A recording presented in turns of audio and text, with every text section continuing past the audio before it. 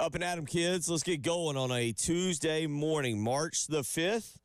Bill Gunner, Jen Jensen, as we get you going here, kind of on a slower day, a day to breathe a little bit after a busy weekend of sports that saw the South Carolina Clemson baseball series and saw what Clemson did there, saw South Carolina basketball with a great weekend. Yesterday, you were able to kind of relax, chill out, get back into your office activities and work a little bit, and now gear back up for what's going to be another fast-paced, entertaining sports week that gets going later on today over at Founders Park. South Carolina will welcome in the Citadel later on today. You can hear it right here on 107.5 The Game. It'll be the Citadel 6:15 pregame, 6:30 first pitch. Actually, that'll be on WISW, our sister station, 1320 WISW, because at 6 o'clock tonight, it'll be Carolina Calls with Lamont Paris, and that will lead us into tomorrow night's.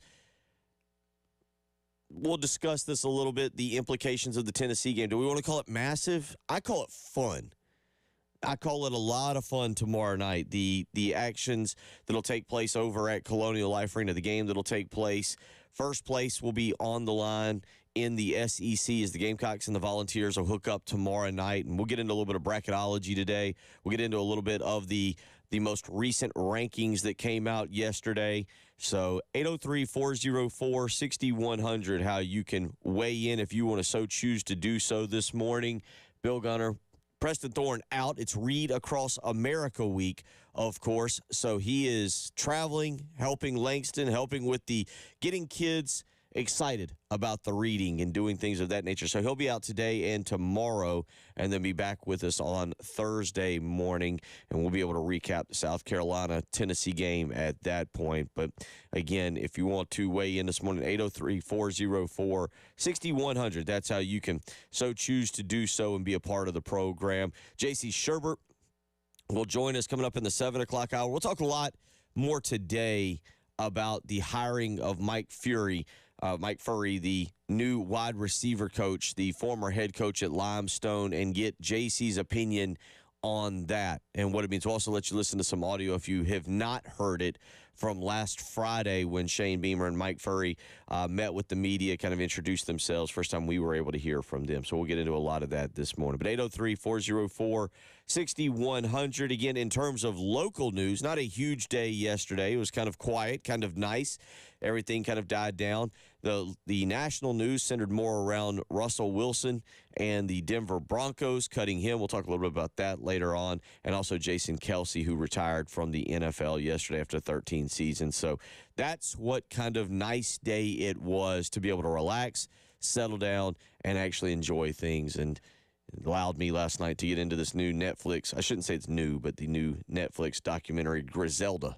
Jen, are you even familiar with Griselda and the Netflix documentary on the really the Colombian queen drug lord that has been popular, Sofia Vergara?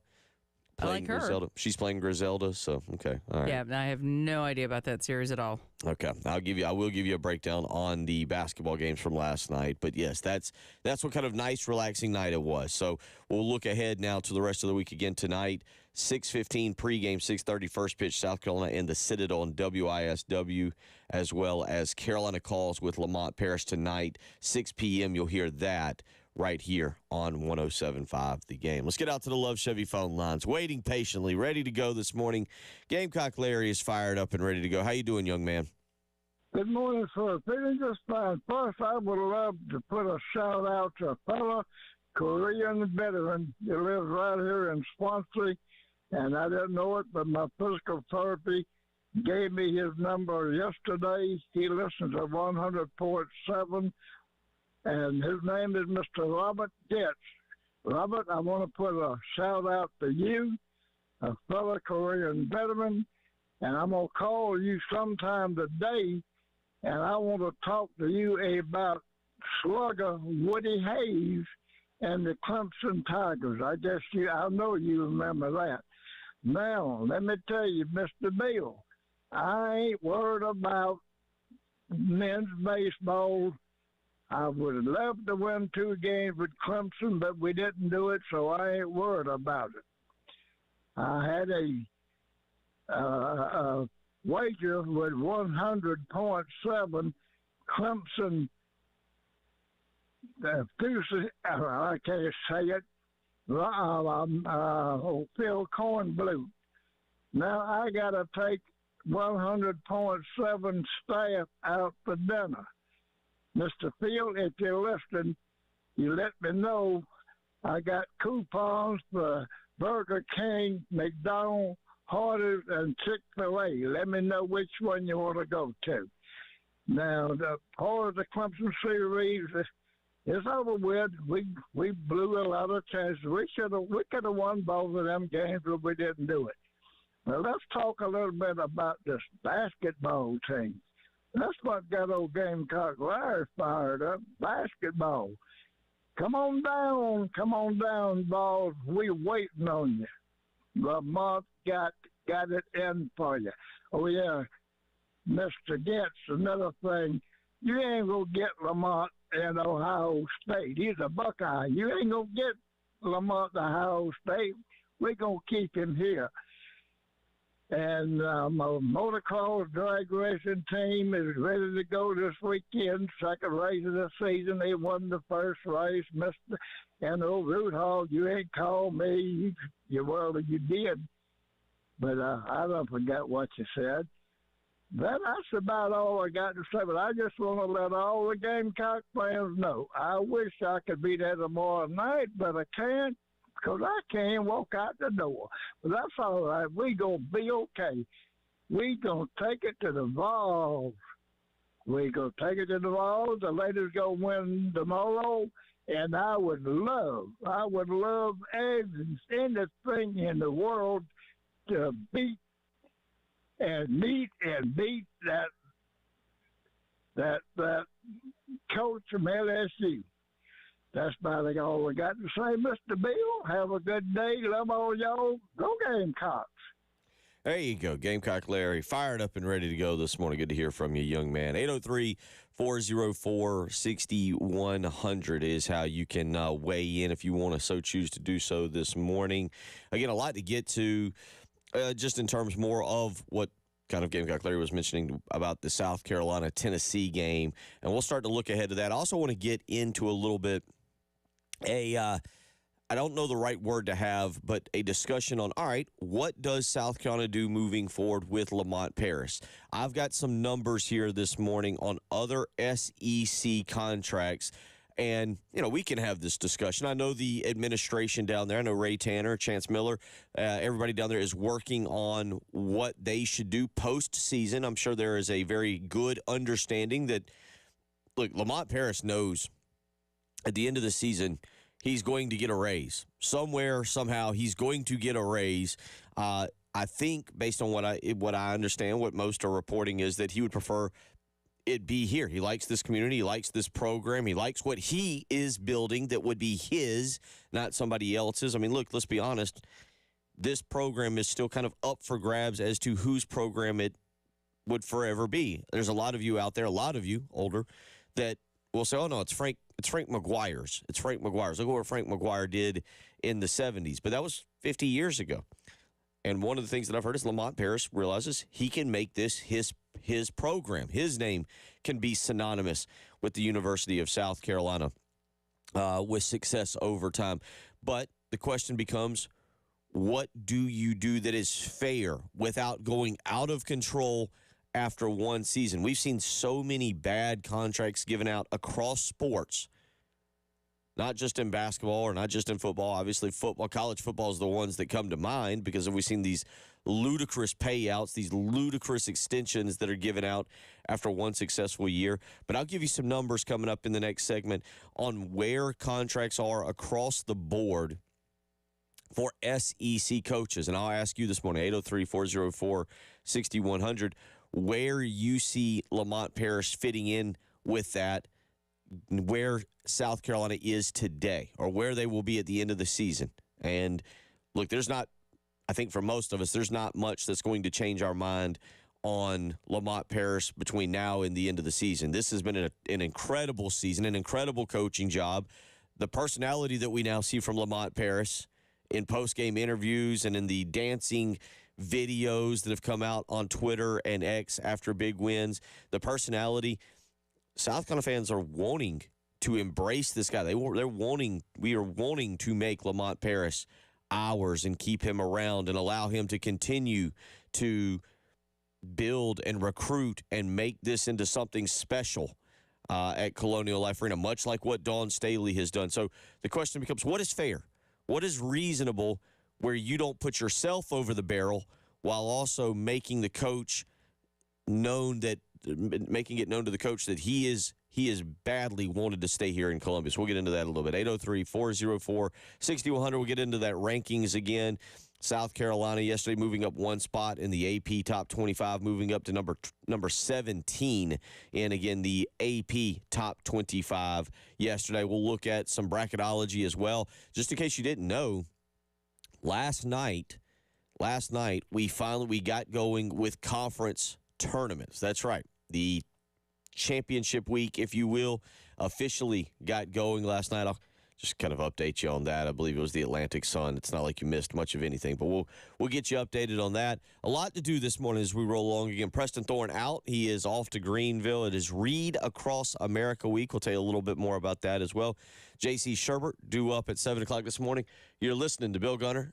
Jen Jensen is in this morning. Be nice if you give her a call. It is the early game.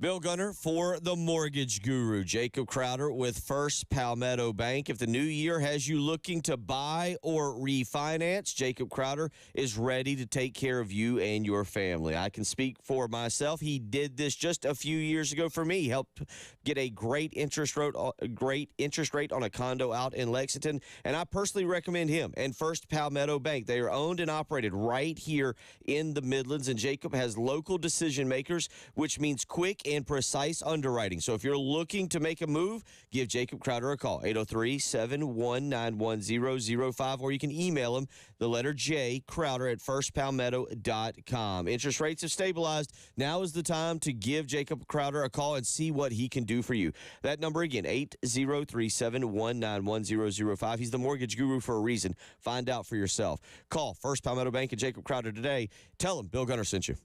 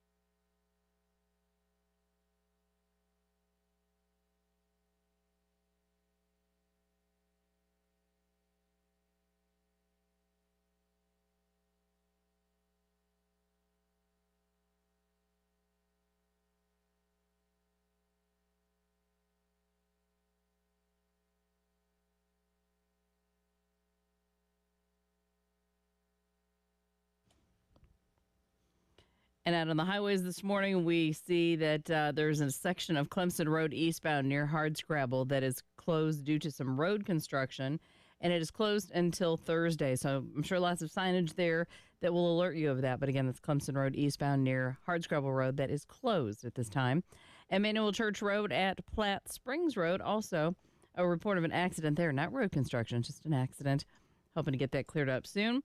74 for the high today. Some heavy morning rain tomorrow, 69 for the high. And Thursday, 74 is what we're looking for as a high. Maybe some late showers on Friday and a high of 70. Not quite as windy as it was yesterday. It's a little more clear, 47 on the early game.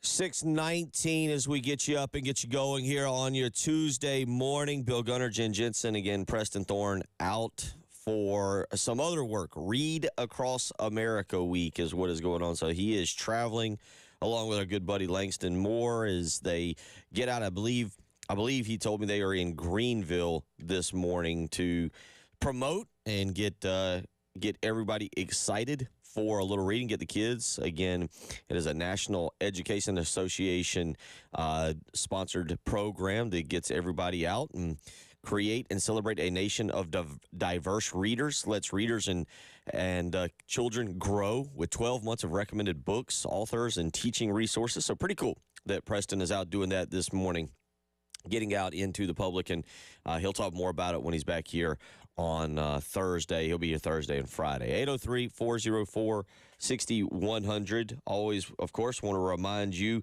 the Game TV, sponsored by Shepherd's Glass and the Game app. You can always watch us on the Game TV. You can also go to the Early Game live stream as well. Go to youtube.com, search the Early Game, click join, subscribe, watch along there with us each and every morning, as we've got plenty of people in our chat room. Mike, Brian, Travis, Anthony, David, DC, all in there this morning. 803-404-6100. So the fun discussion to have here is the fact that we are actually going to have to figure out how to keep Lamont Paris after this season. That's a good thing because that means he's winning. You don't want to be talking about buyouts and how we try and get him out of here. We're trying to figure out how to keep him. South Carolina, I don't know how many of you feel. I think the Will Muschamp situation years ago burnt several of you on how you give a contract extension without going overboard and a raise. So the question would become, all right, what is fair? What do we consider fair? Again, this is up to Ray Tanner and Chance Miller, so we're just discussing it. But what do we consider to be fair for Lamont Paris that it is correct at this time without busting the budget and without putting yourself in a bad position? Now, let's start with this. This is according to an article out of the Tennessean. This comes from it actually almost comes a year ago. This comes from March 8th of 2023, and it breaks down all of the SEC coaches, coaches. Now, anything you want to weigh in, 803-404-6100, and I say that because in your mind, as you hear me talking for a second, think about the number that you think would be fair for Lamont Paris. Think about the number that you would think is fair for Lamont Paris and what he should be making. Right now, he is making $2.2 million. That is the lowest in the SEC. 2.2 right now is what Lamont Paris is making. That is the lowest in the SEC. It's actually behind Chris Jans at 2.4 and behind Dennis Gates at 2.5. Again, this is out of the Tennessean from 2023. If you start at the very top, which very few are going to pay what Kentucky's going to pay. John Calipari is making $8.5 million, which actually I think they might be actually overpaying him given that they expect championships and that he's only delivered one. But John Calipari at the top, $8.5 million. Bruce Pearl is at $5.4 million as of last year, 5.4. The guy who comes into the building tomorrow night, Rick Barnes, just barely below Bruce Pearl. It's 5.4 and a few dollars there that have got him third in the SEC. So your top three overall paid is 8.5 to John Calipari, Bruce Pearl at basically 5.5 really is what it is. It's got it listed at 5.4, but Rick Barnes at 5.4. And then fourth on the list, a little surprise maybe, Buzz Williams. Buzz Williams checks in at fourth in the SEC at $4.1 million. So your initial thought for South Carolina is probably not to go into the $4 million range. That would seem to be going extreme. Eric Musselman, by the way, at Arkansas, also at $4.1 million. Then there's a significant $700,000 drop-off. Nate Oates is next on that list, sixth on the list, at $3.4 million. Now, this is where I think we start to have the discussion on Lamont Paris and what numbers are fair for him right around this 3.4 and going lower. Again, my question to you is 803-404-6100. What do you think is fair? What do you think is fair? And the reason I'm giving you these numbers is so that you have a baseline for what SEC coaches are being paid, because I don't think sometimes fans realize this isn't football. We're not throwing out $5 and $6 and $7 million contracts. The basketball contracts are much closer to 3.4 to about 2.5. And to me, that's the range we're looking at here. That is the range, 3.4 to about $2.5 million. Again, I think fans, and rightfully so, you have jobs you have to do. You have kids you have to take care of. You don't pay attention to what others are being paid. But it's not the same as football, where we're throwing out these ludicrous contracts of $5, $6, $7, even $8 million. So with all that being said, that's why I'm giving you the numbers here so you can have a little bit of an idea. They do not have Chris Beard's new contract, but Mike White at Georgia, who came in the same year as Lamont Paris, Mike White is at $3.4 million. Jerry Stackhouse, they were able to obtain via tax records the Vanderbilt contract for Jerry Stackhouse, $3.13 million.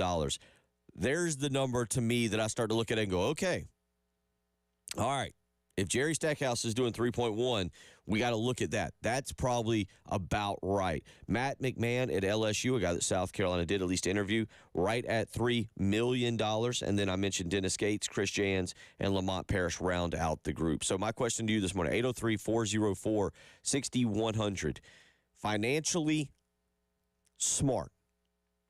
Being financially smart and not bending yourself over the barrel, because it feels like when we're still talking, and South Carolina has the money, but you don't want to get yourself into a Will Muschamp situation where we're looking at $15 million to pay out. That's ridiculous. You don't want to be. That shouldn't have been created in the first place, but, we learn from our mistakes, let's hope. And except when you hire a 45, 47-day guy. Well, it's okay. But the thing here is you're likely going to be bidding against other people. You weren't bidding against anybody for Will Muschamp. Will Muschamp's name was not popping up as Lamont Paris's is in this situation. Yeah, really. Mm-hmm. So it's interesting at this time and place because South Carolina is about to be flush with cash. With everything that's happening, you're going to have money, and you can maybe splurge a little bit more. I know there's a lot of discussion about renovating Colonial Life Arena. Money needs to go other places, but we'll get a little bit into this. I'll read some of these text messages as several of y'all are weighing in because Todd makes a good point. We'll get into a lot of this. Michael, Ronnie, Richard, all of y'all weighing in this morning. We'll discuss some of what y'all say because, again, this is where South Carolina has got to step up to the plate and secure Lamont Paris, but at the same time, not put yourself in a position where one awesome year, one absolutely incredible year, conceivably the best year in South Carolina basketball history, puts you behind the eight ball financially with a coach. He still has stuff to prove. 803. Do we remember what Frank Martin started at? And I mean, I know economy has changed. What he started at, he was in about the mid twos. I want to say around 2.4, 2.5. Okay. Contracts have escalated in basketball since Frank came in about 2012, I believe. Okay. But they've escalated a little bit. I think the average is closer to about $3 million, and I think that's about what you got. I mean, remember, Darren Horn, the coach prior to Frank, was somewhere around 1.4, 1.5. Wow. And it might have been 1.2. Things have changed. I think, you know what, if we throw in an opportunity for Lamont to come hang out with us every so often, I think that's gold too. It is an incentive, and some of y'all I are think so. some of y'all are weighing in. I'll get to all of these. I'll read these, and we'll discuss this a little bit here as we roll along. I'm interested to know because money is now more, I think more so than ever, because of Twitter, because of reporting, money is more so out in the open as to what coaches are being paid. And I think fans now who are spending that hard-earned money are looking at it going, all right, where are my dollars going? What am I paying? Is this coach worth that amount of money? That's why I ask. 803-404-6100. We'll get to that. You're listening to Bill Gunner, Jen Jensen. It's the early game.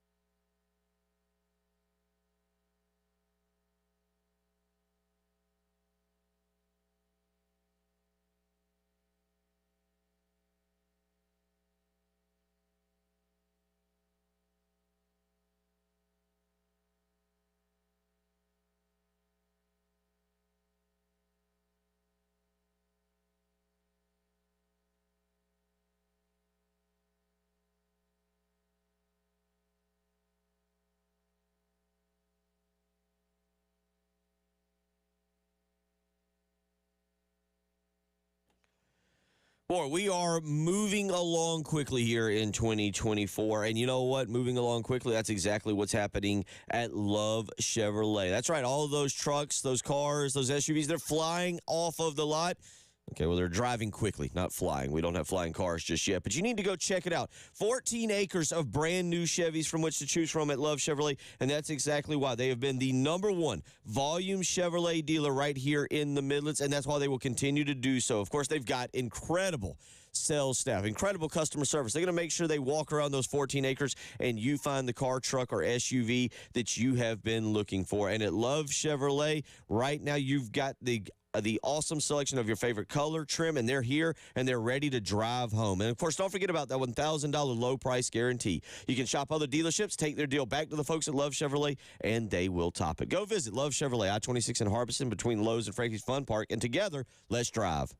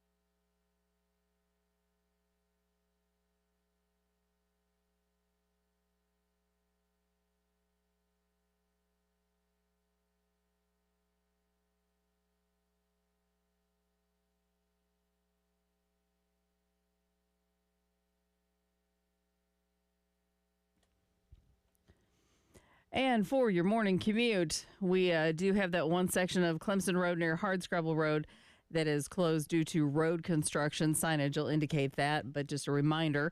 Also, an accident, Emmanuel Church Road at Platte Springs Road. So be careful out there if you would this morning. We are looking for a high today of about 74. Could see some heavy morning rain tomorrow. 69 will be our high. Back to 74 on Thursday. And then a late shower possible Friday and a little bit of rain on Saturday. But right now, it's not too shabby. It is 47. And again, the wind it's not as windy, so it doesn't seem so chilly this morning. 47 on the early game.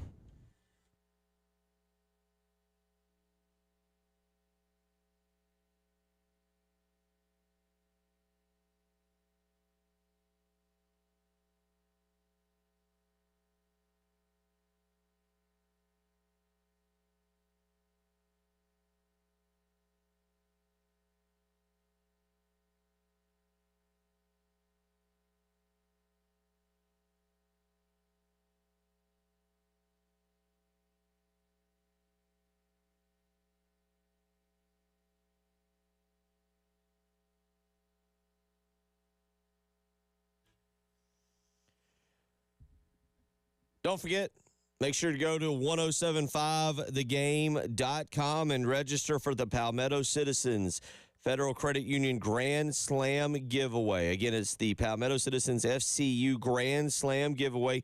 Every game, $25 is added to the pot. And if a Gamecock hitter rips a Grand Slam home run, you can win cash from Palmetto Citizens FCU. The pot is currently $275.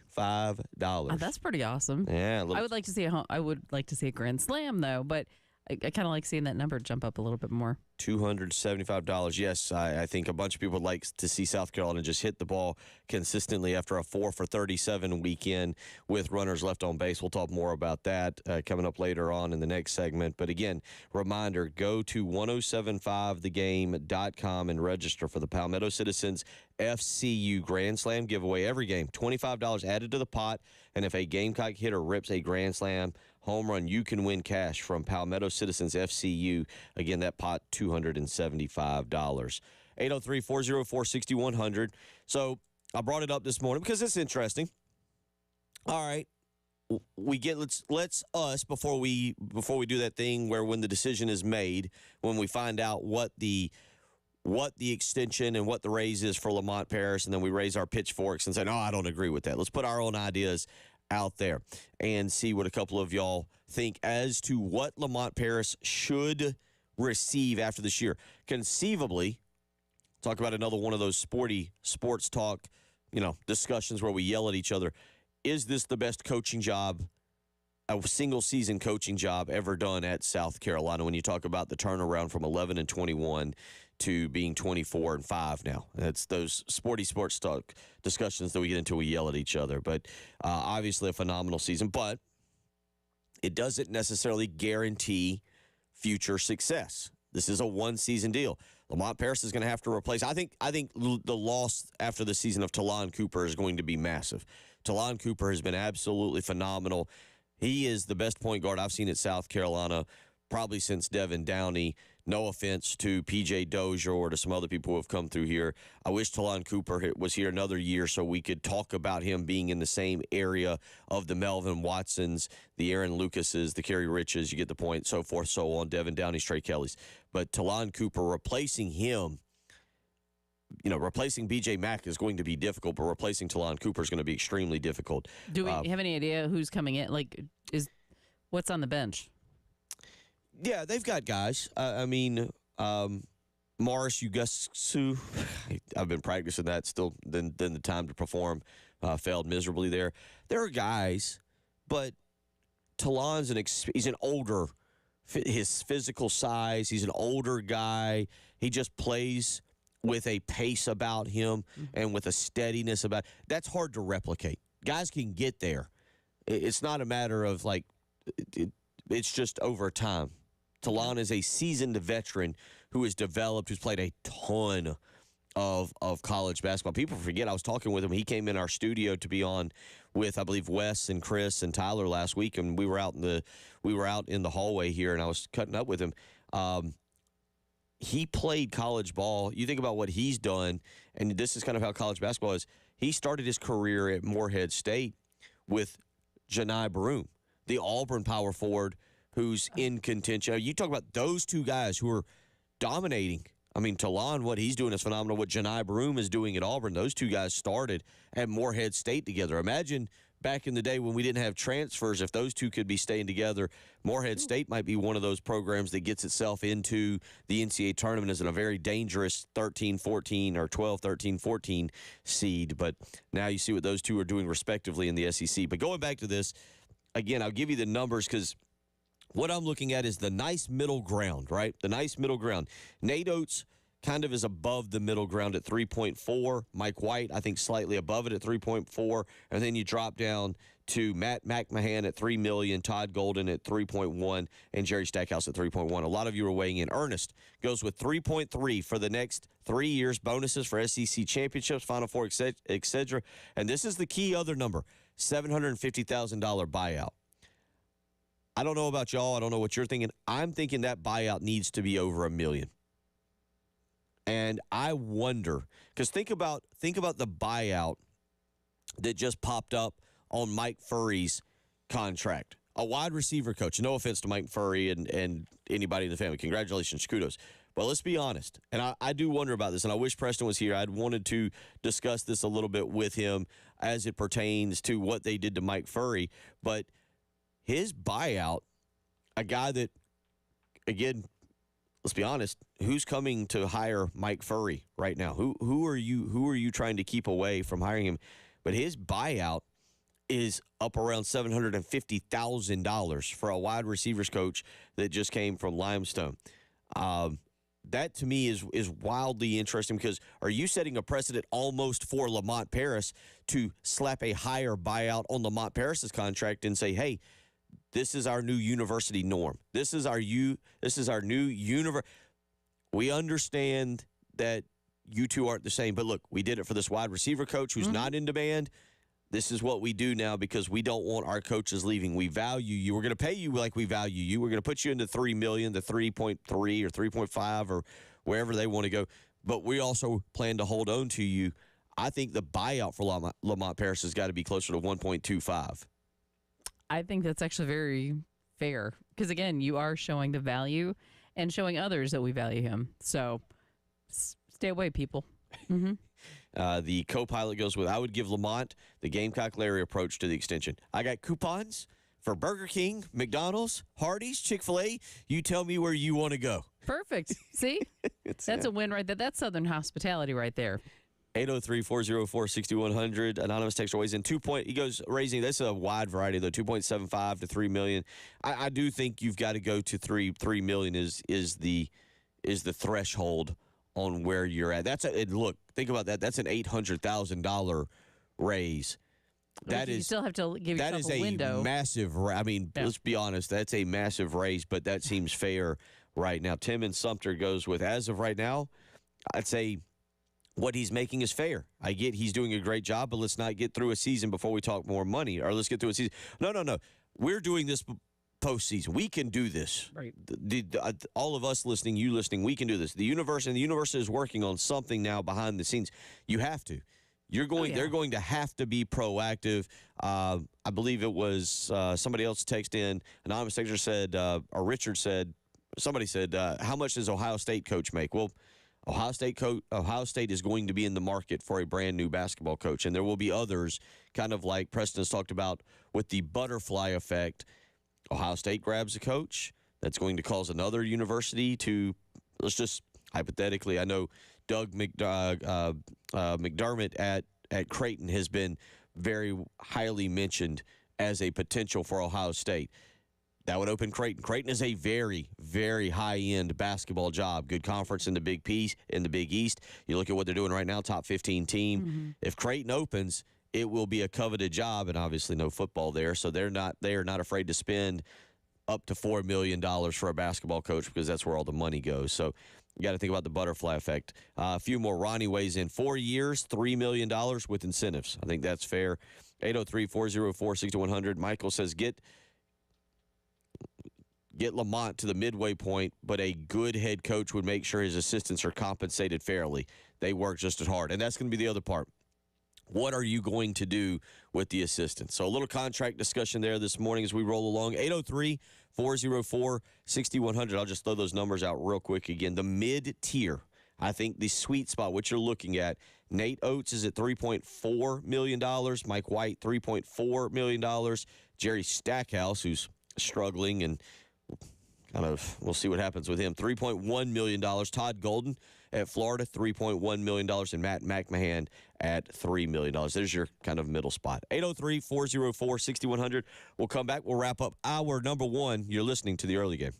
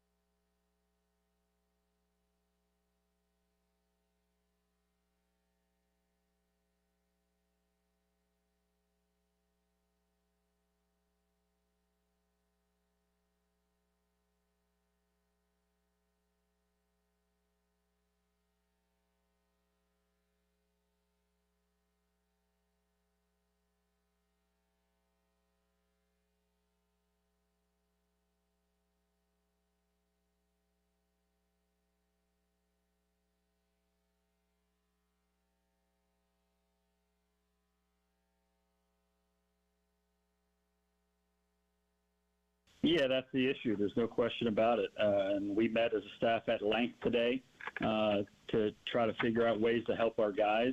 We know we can hit. We know we're going to have a good offense. It just hasn't hit on all cylinders yet. And so the left on base is a concern. That was the difference in the ball games. I mean, really, just get one more hit in each game, and we come out 2-0 this weekend. So the disappointing part is we went 0-2, but the encouraging thing is it's fixable. I think there's some things we can do to help our hitters, both mentally and physically, that will get them going back in the right direction and be the kind of offense we think they can be. So it was a punch in the gut, no question about it. But, you know, if you take the lessons that you need to learn when you get disappointments like this, it can end up being a positive in the long run, and that's how we're going to approach it. That is Mark Kingston yesterday joining Terry Ford and talking about the weekend that was. Obviously, he's right. It's a punch in the gut. South Carolina has to get off of the mat now and bounce back with a 5-game homestand before going to a neutral site game next Tuesday night against Georgia State down at SRS Park down in North Augusta. Look, nobody here likes losing to Clemson. That's no fun. Trust me. Our buddy Jim in Carolina Beach yesterday text in consistently in the 6 o'clock hour to remind us of his Clemson fandom, and that's the fun part of a rivalry. But South Carolina's ability to get runners either moved up or across the plate on base this weekend, 4 for 37, that has to change. And that's something that they've got to fix really over the next 5 games, next 5 home games as they get ready. Citadel tonight. Again, 6:30, first pitch. You can hear that on WISW. Also, we'll have the pregame for you on 6:15. Tomorrow, it'll be a earlier game, 2:45 pregame against Davidson.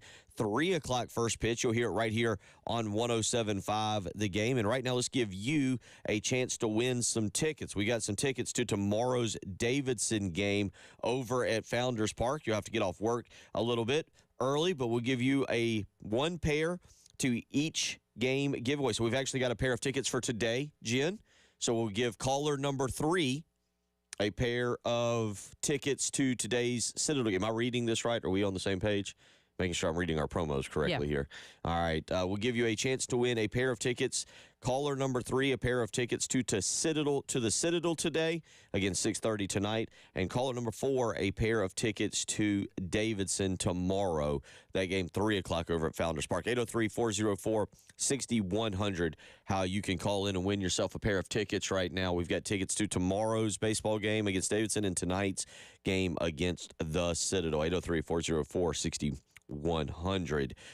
Going back to the basketball, Danny weighs in and says, if South Carolina were to bump Lamont Paris to 3.2, how much more would Dawn get? Not knocking his progress, but she's winning championships and only gets 3.2. And that's a legitimate question.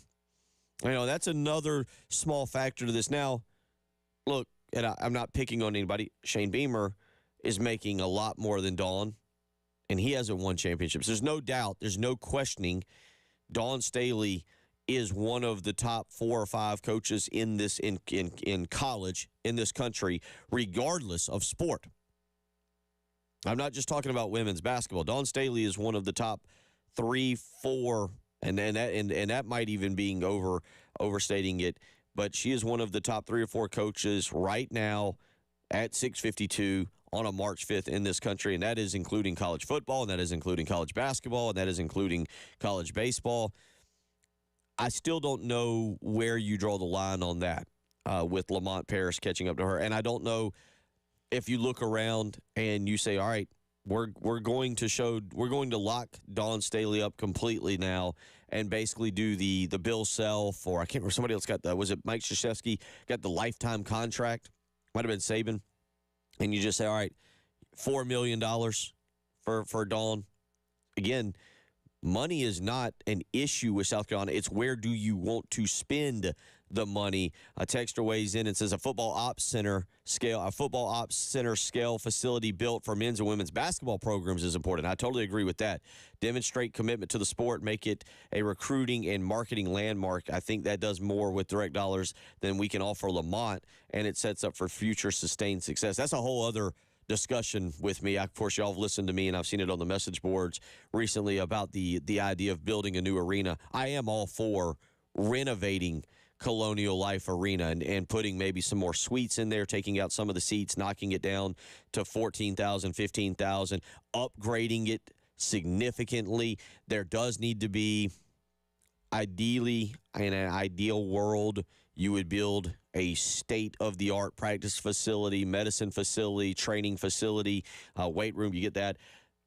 Frank McGuire Arena, what it currently is actually pretty cool. It's actually pretty neat, but I don't know if anybody would label it state-of-the-art. But, again, going back, so that's some of the discussion this morning as to maybe what happens with Lamont Paris at the end of the year, because I really, in January, as this SEC season was unfolding, and I think some of y'all became annoyed, understandable, that I kept saying, this biggest game of Lamont Paris's career, biggest game of Lamont Paris's career, biggest game. I think I did that 3 straight games. But you know what? The reason I kept saying that wasn't because I felt he needed to win for the program. I felt he needed to win to keep the fans engaged. And you, the fan, are fully engaged. That was an electric atmosphere Saturday against Florida. And you know what? It's probably going to be really, really good tomorrow night against Tennessee. We'll talk more about that, but we'll catch up with J.C. Sherbert next. We'll transition a little bit to some football. We'll talk some recruiting and a little bit more. You're listening to The Early Game.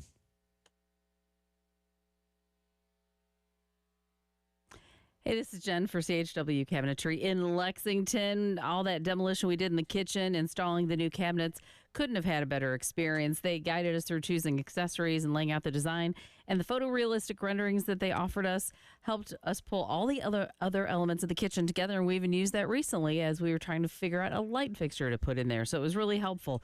But they do more than just kitchens. They actually just installed a cabinet in a Jack and Jill bath that we had, and again, great service all the way around, and the installation process was wonderful. They can help your pantry get that more organized. Maybe you have a workspace that you want to create. Maybe you have a closet that needs some organization. They can help you with all those things. Any updates you need to make in your home, visit chwcabinetry.com or give them a call today, 803-520-6837. Be sure to tell them Jen Jensen sent you. CHW Cabinetry, passion from inspiration to installation.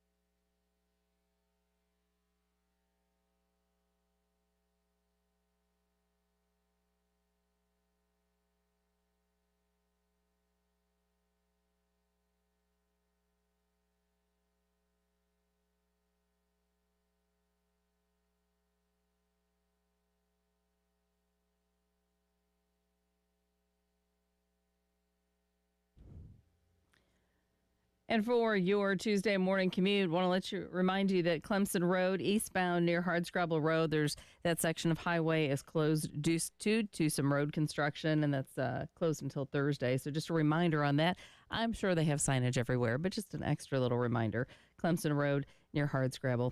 Also, we do have an accident, Emmanuel Church Road at Platte Springs Road. So be careful there. 74 is the high we're looking for today with a mix of clouds and sun. Maybe some heavy morning rain tomorrow, 69 for the high, back to 74 on Thursday, and a late shower on Friday, high of 70. Right now, 47 on the early game.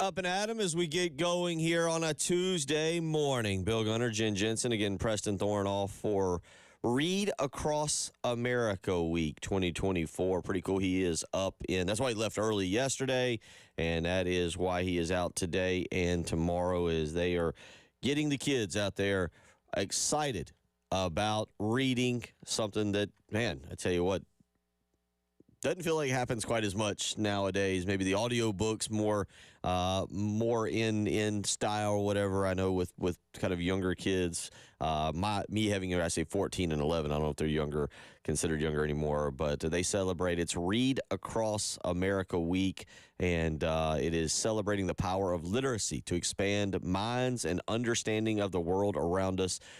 They salute all of the parents, educators, authors, librarians, and mentors who encourage our children to read, and we appreciate literature that dares them to think big. So wow. We should have been encouraging. Who didn't encourage you early on? I actually read. I did read a lot. I was he learned math with betting lines, and reading was actually a thing that I did pretty prominently early on.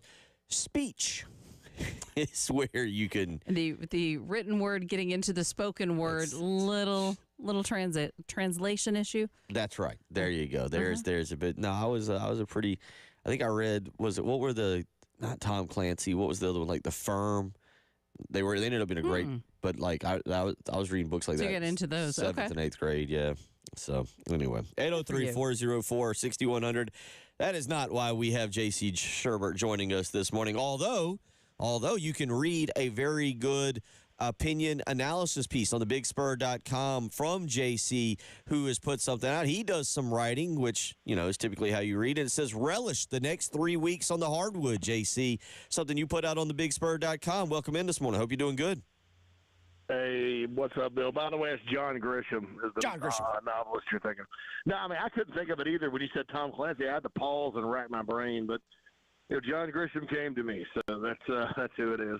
I could read when I was 3, like 2.5, 3 early. See, that was But me. then I decided in college I didn't like it, and now I'm an avid reader. I mean, I read everything. I consume everything, but I wish I could take myself and take it back to college.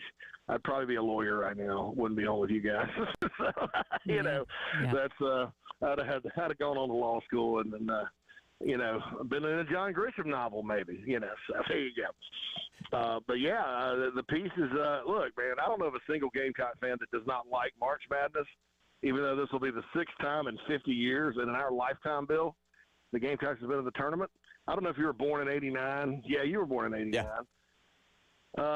So that's the 6th time in our lifetime, because '74, I think, was the last McGuire, and I was born in '76. So It's about 50 years. I'm 47.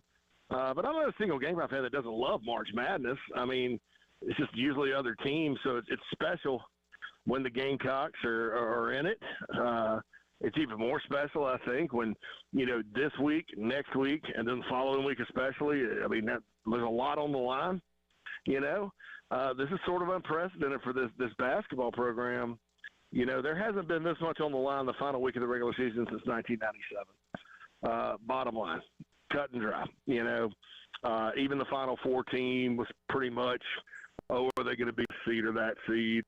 Away they went. But boy, it's a special time, and I just encourage everybody to kind of embrace it because it just doesn't happen very often. It's just one of those things that it's special. Whenever you can be a part of, one of the greatest events in all of sports, and have your team at home this week with something huge to play for.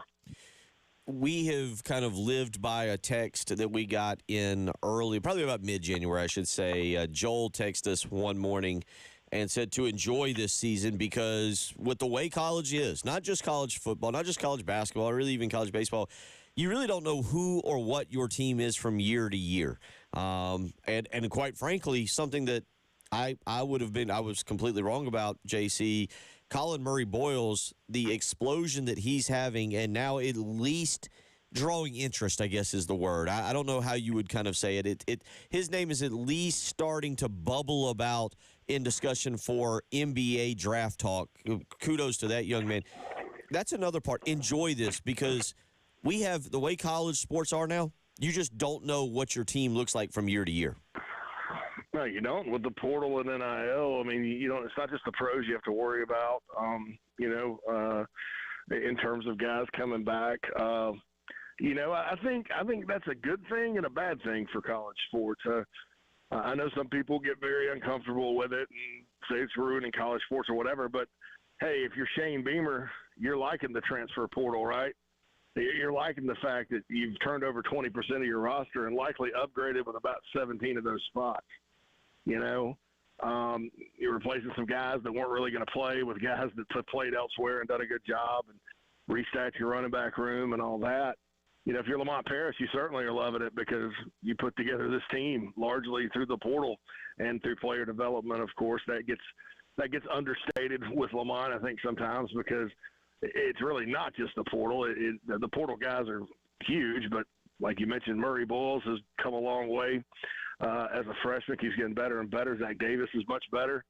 Even guys like Bosmans Verdonk, when he's gotten to play, he's more comfortable in his role to just go in there and rebound and get little layups and things like that. So Josh Gray, another example. So, yeah, I think that it works both ways. And there is a sense these days of immediacy in college sports because, like you said, you just don't know. And, hey, look at Arkansas and Missouri. I mean, those are two teams that were picked to go to the NCAA tournament this year. They got guys out of the portal. They got a bad batch, It's a lot like picking fruit. Sometimes you get a bad batch, and look at how much they've struggled this season. So you just never know what's going to happen year to year. I think Lamont Paris is we're going to find out he's a very consistent coach. And that's good because that's the thing this program needs is consistency on the winning side of things. But, yeah, it's time to relish it and just enjoy it. And, Tennessee comes in here and wins this week. That's fine. You got a tournament the next week that you hadn't really done well in a while. You got a chance to make some noise, and then you got the big dance coming up. So it should just be this is all gravy. It's all gravy from here on out. I will say you get to this point, you want to see more. And I think there is, for me in particular, and I don't know how it is for others, the tendency to look ahead because South Carolina is in the NCAA tournament. They will be in the NCAA tournament. We will get to see on a Thursday or Friday. You won't even have to watch the Tuesday, Wednesday games. On a Thursday or Friday, you will get to see South Carolina play a game. And as you just mentioned, that is a rare occurrence. Hopefully it becomes something that happens far more frequently.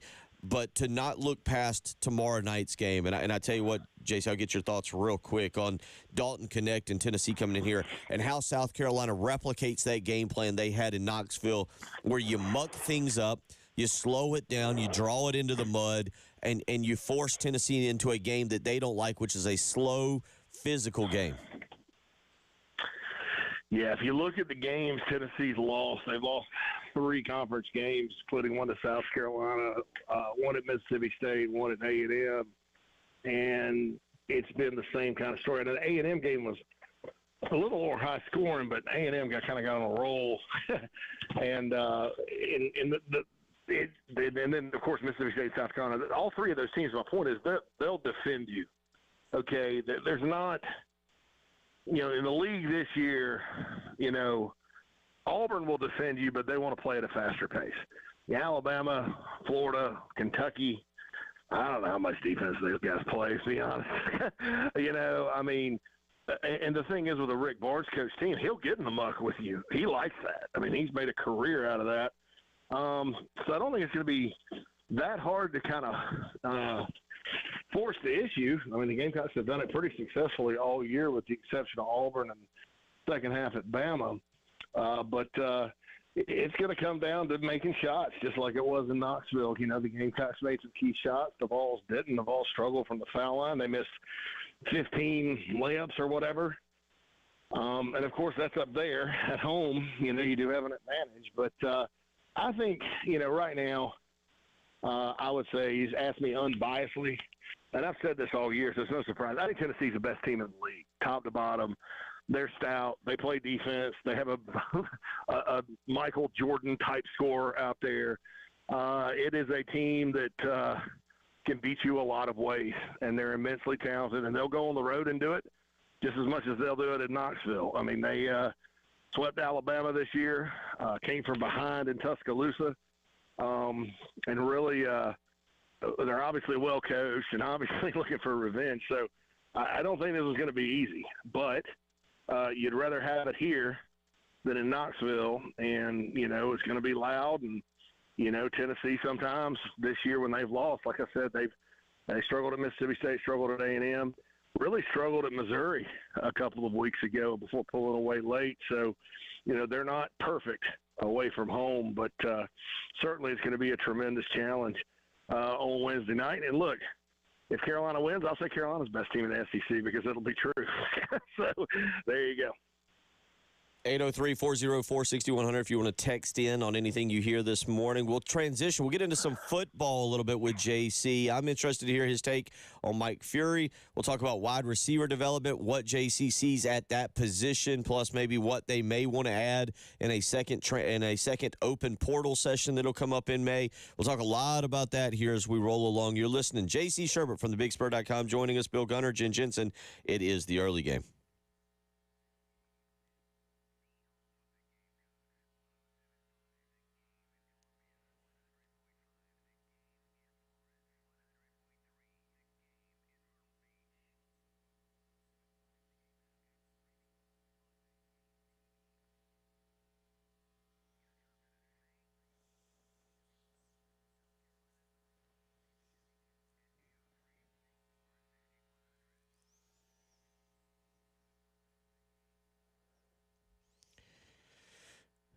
Oh, it's felt great yesterday. It's going to feel great today, according to Jen Jensen. But it is that time of year where those temperatures fluctuate. You can get those 40s in the mornings where you got to turn the heat on. You can get those 70s in the afternoon where you want the air conditioner on, and that puts your heating and air unit through quite the workout. So contact AAA Heating and Air today, 803-677-1500. Get them out to your house and get a little maintenance scheduled. Or maybe you're in the market for a brand new heating and air unit. And you know what? There's no better time than right now because AAA Heating and Air is offering you for 2024 100% financing with 12 months, no payments or no interest. You won't pay a penny until 2025. So if you're thinking about purchasing a brand new heating and air unit, this has been on your mind lately, now is the time. 803-677-1500. Contact AAA Heating and Air today.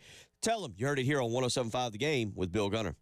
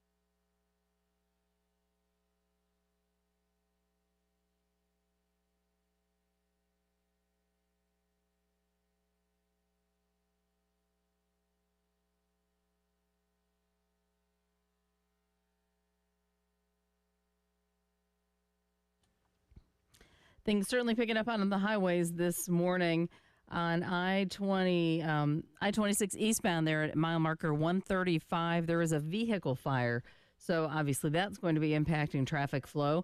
And I-77 southbound at 12th Street, the left lane currently blocked due to an accident there. So be careful out there this morning, please. 74 will be our high, and we're looking for a high tomorrow of 69. Might see some heavy morning rain. And then by Thursday, sunny and 74, late shower on Friday, and a high of 70. So definitely off and on rain opportunities for the next 3 days and into the weekend. But right now, 47 on the early game.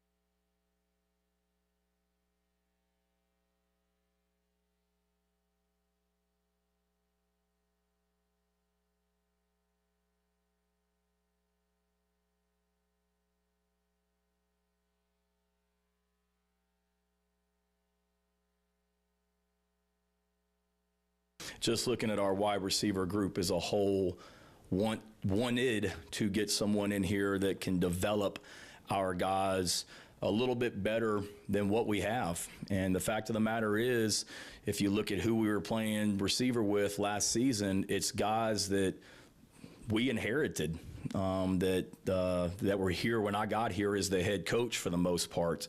Or transfers that we had brought in. Had been a little disappointed, and again, it starts with me as the head coach. I've been a little disappointed with the freshmen that we've brought into a program that we recruited and their development. You know, obviously Nick Harbor played a lot for us last season, but beyond Nick, there really hasn't been one in the last 3 seasons, and that can't continue. That's the words of Shane Beamer last Friday in the introduction of Mike Furry, the new wide receiver coach. J.C. Sherbert joining us as he does each and every Tuesday from thebigspur.com. And J.C., you hear those comments. I don't want to say they're a shot at Justin Stepp, but they're just truthful about the development of the wide receiver position. When you heard Shane Beamer say those things last Tuesday, what was your reaction? Well, I mean, it's a big picture take and all that. I think, you know, obviously there's a reason for everything. As far as guys that develop differently, Carolina did take.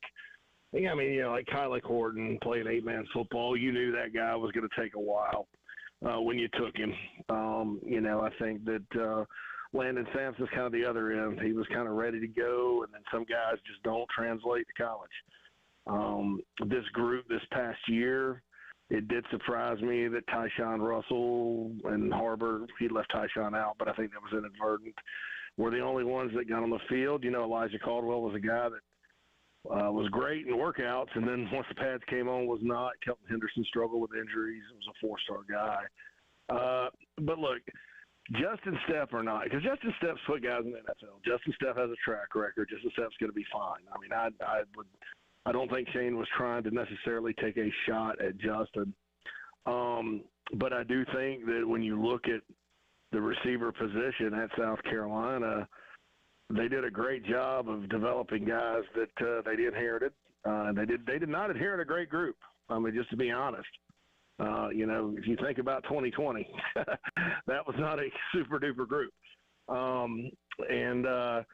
You know, but when you look at it and, you know, that room, you know, has consistently needed some love year after year. I mean, you know, and you look at this season, 2024, and you're going to need to develop guys. And, you know, because you've got a mix of it's basically Nick Harbor, Tyshawn Russell, and then some portal guys, and then freshmen.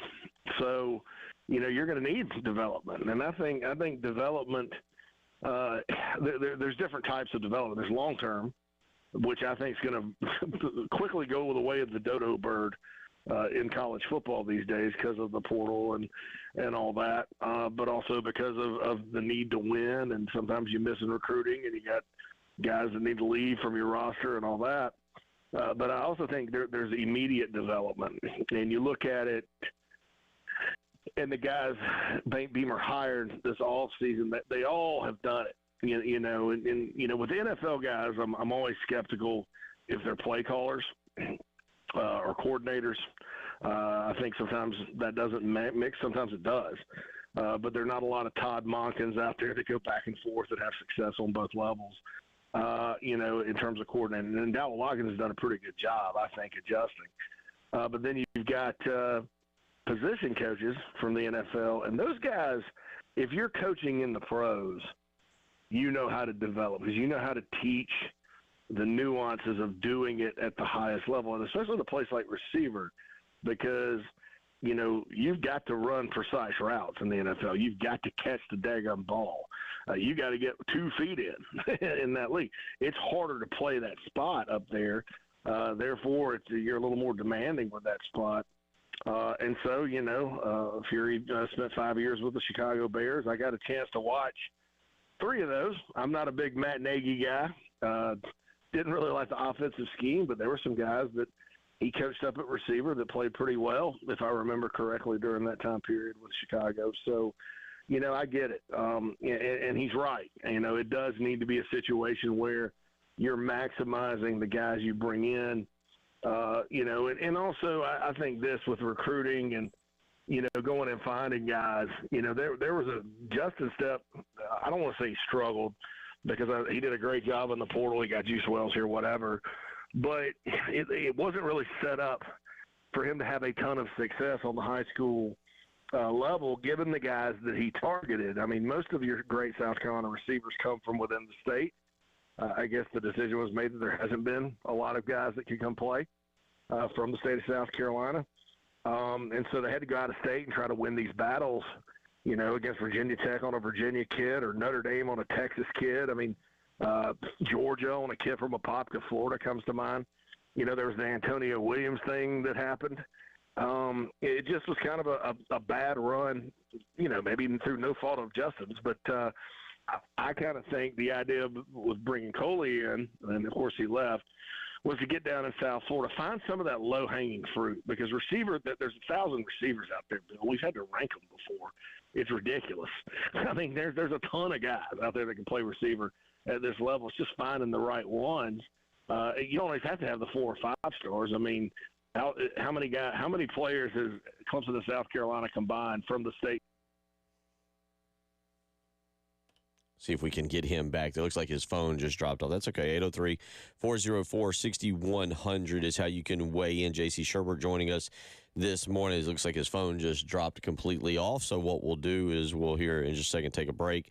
And then what we'll do is get him back on the line. He was kind of going down the path that I wanted to go to, which is going through recruiting. Mike Furrey talked a little bit about recruiting. I tell you what, Jen, let's get to the break. Let's hit the break. We'll get him back on during the break, and we'll roll along. You're listening to Bill Gunner, Jen Jensen, Tuesday morning edition of the Early Game.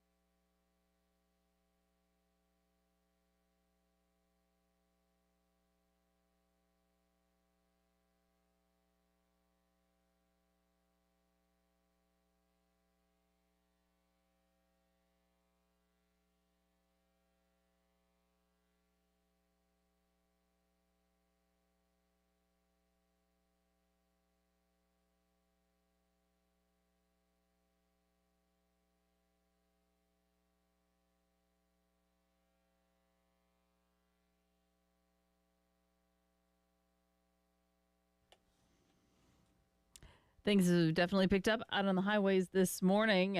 We do have I-77 southbound at 12th Street, an accident there. Also, Pine Ridge Drive near Fish Hatchery Road. I-20 eastbound at Two Notch Road, an accident there. Also, you'll find one Hardscrabble Road at Lee Road. And a report I-26 eastbound there at mile marker 135. There is a vehicle fire, so obviously be cautious and allow for slowdowns in that area.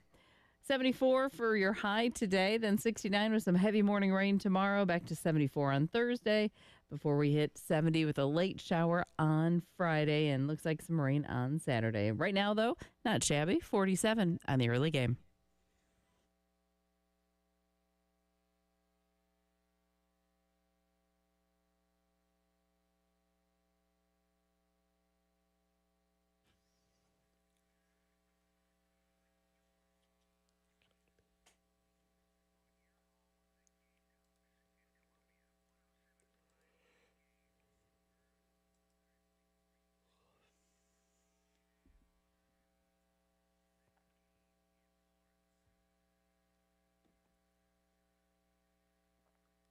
Yeah, it becomes a lot easier, right? In regards to now, my focal point is to make sure that my room is the standard that we set.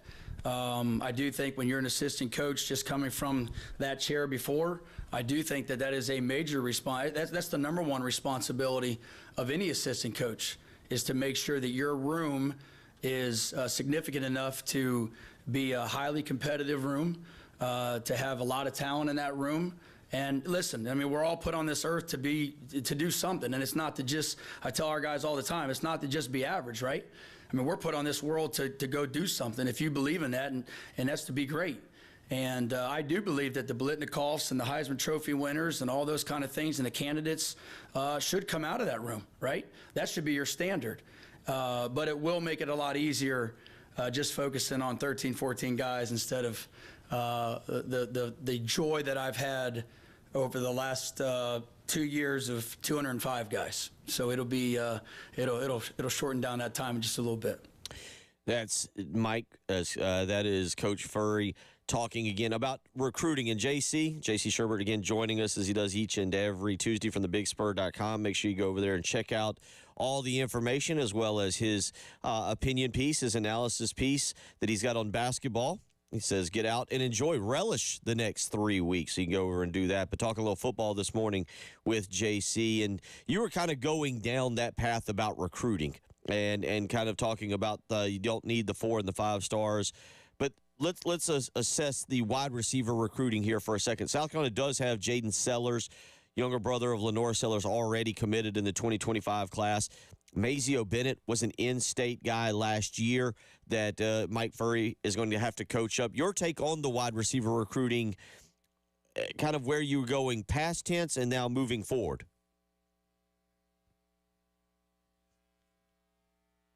So 80% of these guys came out of the state. Now, I'll read you something. Okay, Shy Smith, Brian Edwards, Nuke Hopkins, Mike Williams, all barely 4 stars.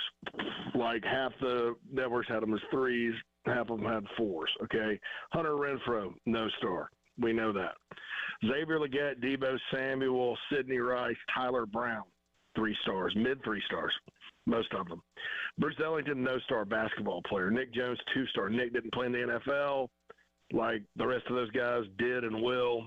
But there you go. Out of state, through the Spurrier era, Kenny McKinley, Pharaoh Cooper, Ace Sanders, all 3 stars. Quinshot Davis left the state and became the all-time leading receiver at North Carolina. So in my period of covering recruiting, the answer to wide receiver excellence here has not always been, go out and sign Sammy Watkins or A.J. Green or whoever. I mean, Alshon obviously was an elite top whatever recruit, but the rest of them were just kind of, there were some 4 stars, some 3 stars mixed in there, and this state has proven it can produce it. Now, where the previous staff got in trouble was guys were within the state and they passed on them and they left and turned out really good. I don't know enough about the Beamer era and the receivers they passed on yet. They passed on 2 or 3 this past cycle. Jamar Boston from Westside's one of them, going to NC State. I don't know enough to know yet. We don't know yet if that's a disconnect or not. But you have to recruit the state. You have to get guys that make sense. Sometimes you got to change positions. Torrey Gurley and Pharaoh Cooper were examples of that. Bruce Ellington.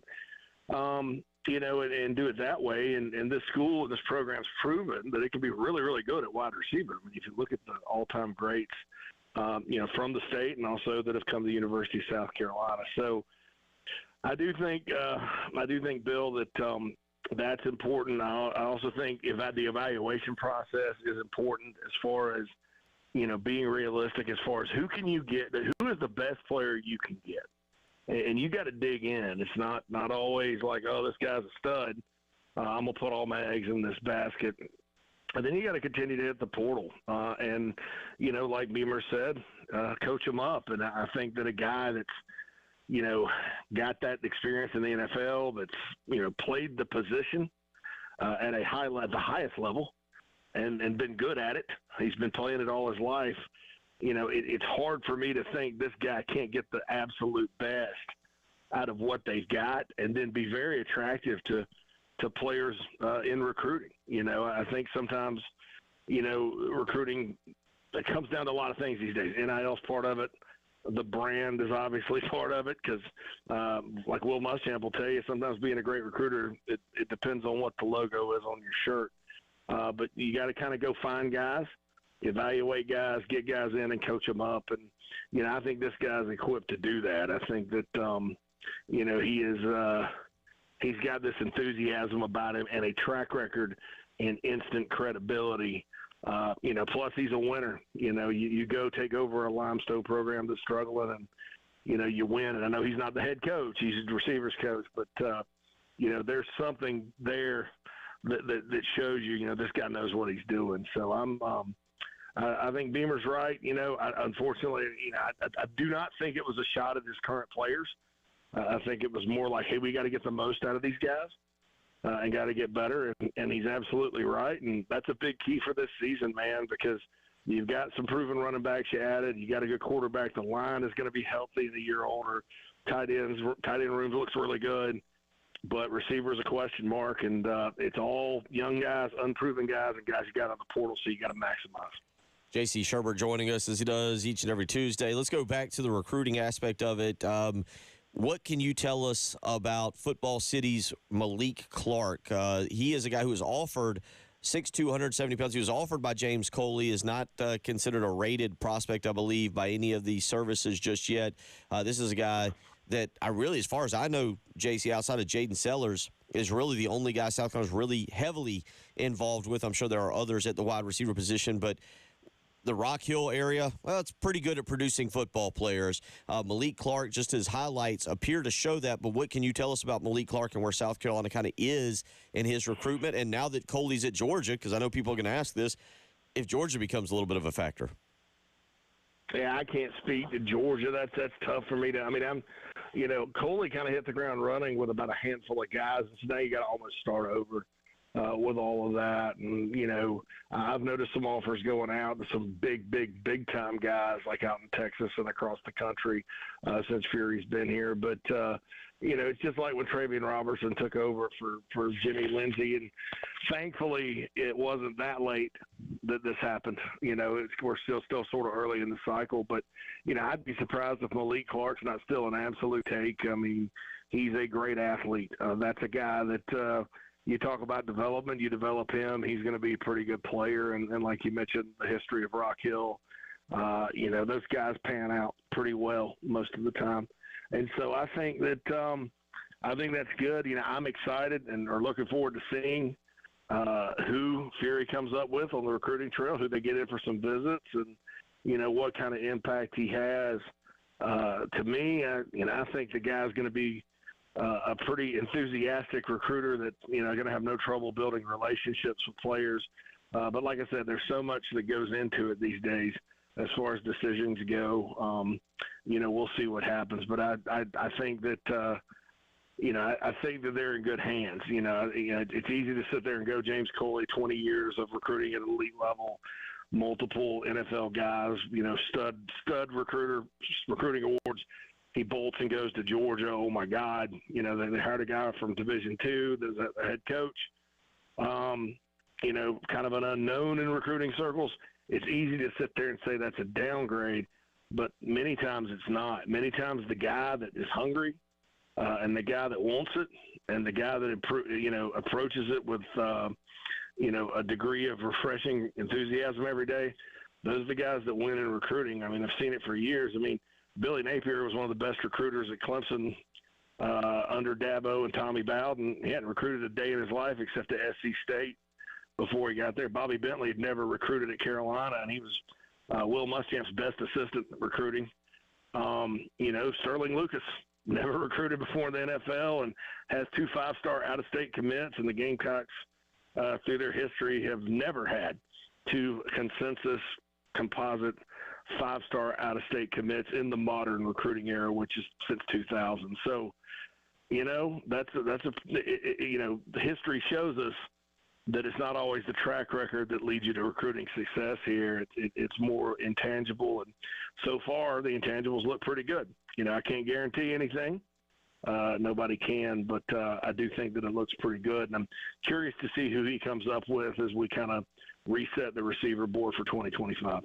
Let's real quick, 7:41 here on a Tuesday morning, so just a few minutes. But before we go to the next segment, you've called Carolina. I'll tell you what, let's do that. I want your take on defensive line recruiting, and I don't want to shove you up against it as we hit 7:42. When we come back, you, Ryan Bartow, y'all have called South Carolina D-line heaven, or not South Carolina, but the Carolinas. The Carolinas, yeah. The Carolinas. But it seems like right now Travian Robertson trying to recruit defensive tackles. I want your opinion on that, but I want you to be able to expound on that a little bit, and we'll wrap up this hour as well. So let's take a break. You're listening to J.C. Sherbert, Bill Gunner, Jen Jensen. It's the early game.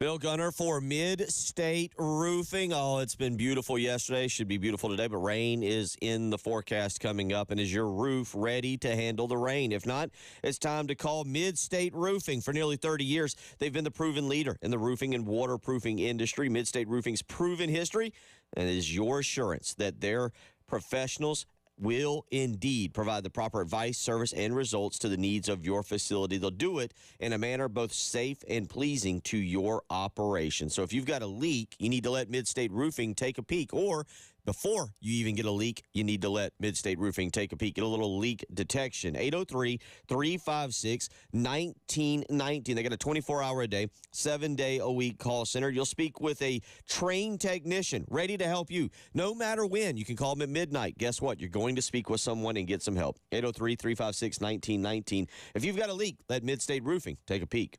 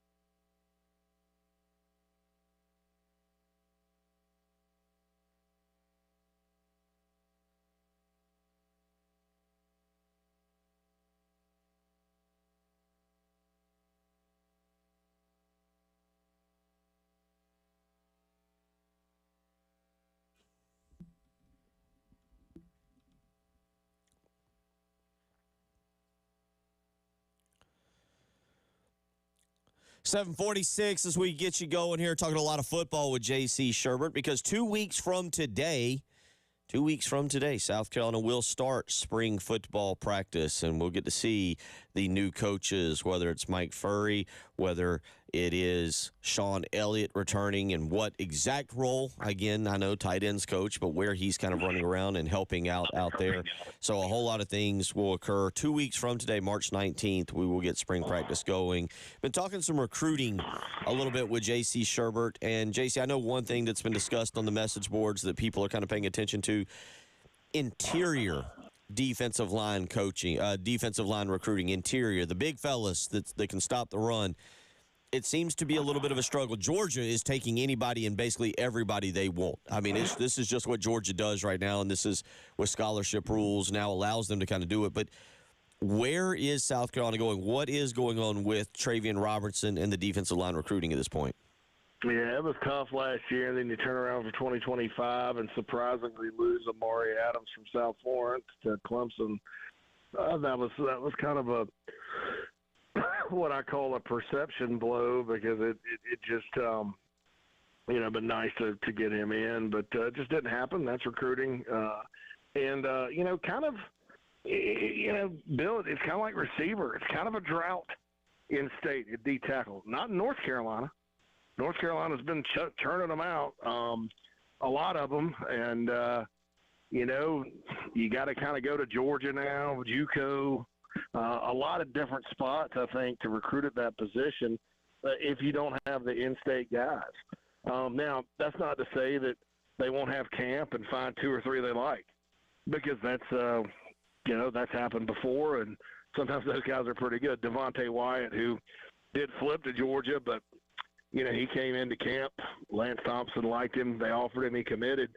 Nobody else had even seen the guy. And he started for a national championship team and ended up getting drafted to, I think, first, second round. So you can still find guys. You don't have to find everybody in February. That is a myth perpetuated by the fact in our industry we do rankings way too early. To build the hype is way too early. There's plenty of players out there, but I'm not trying to sit here and say it hasn't been slow. And I think Travian would tell you the same thing.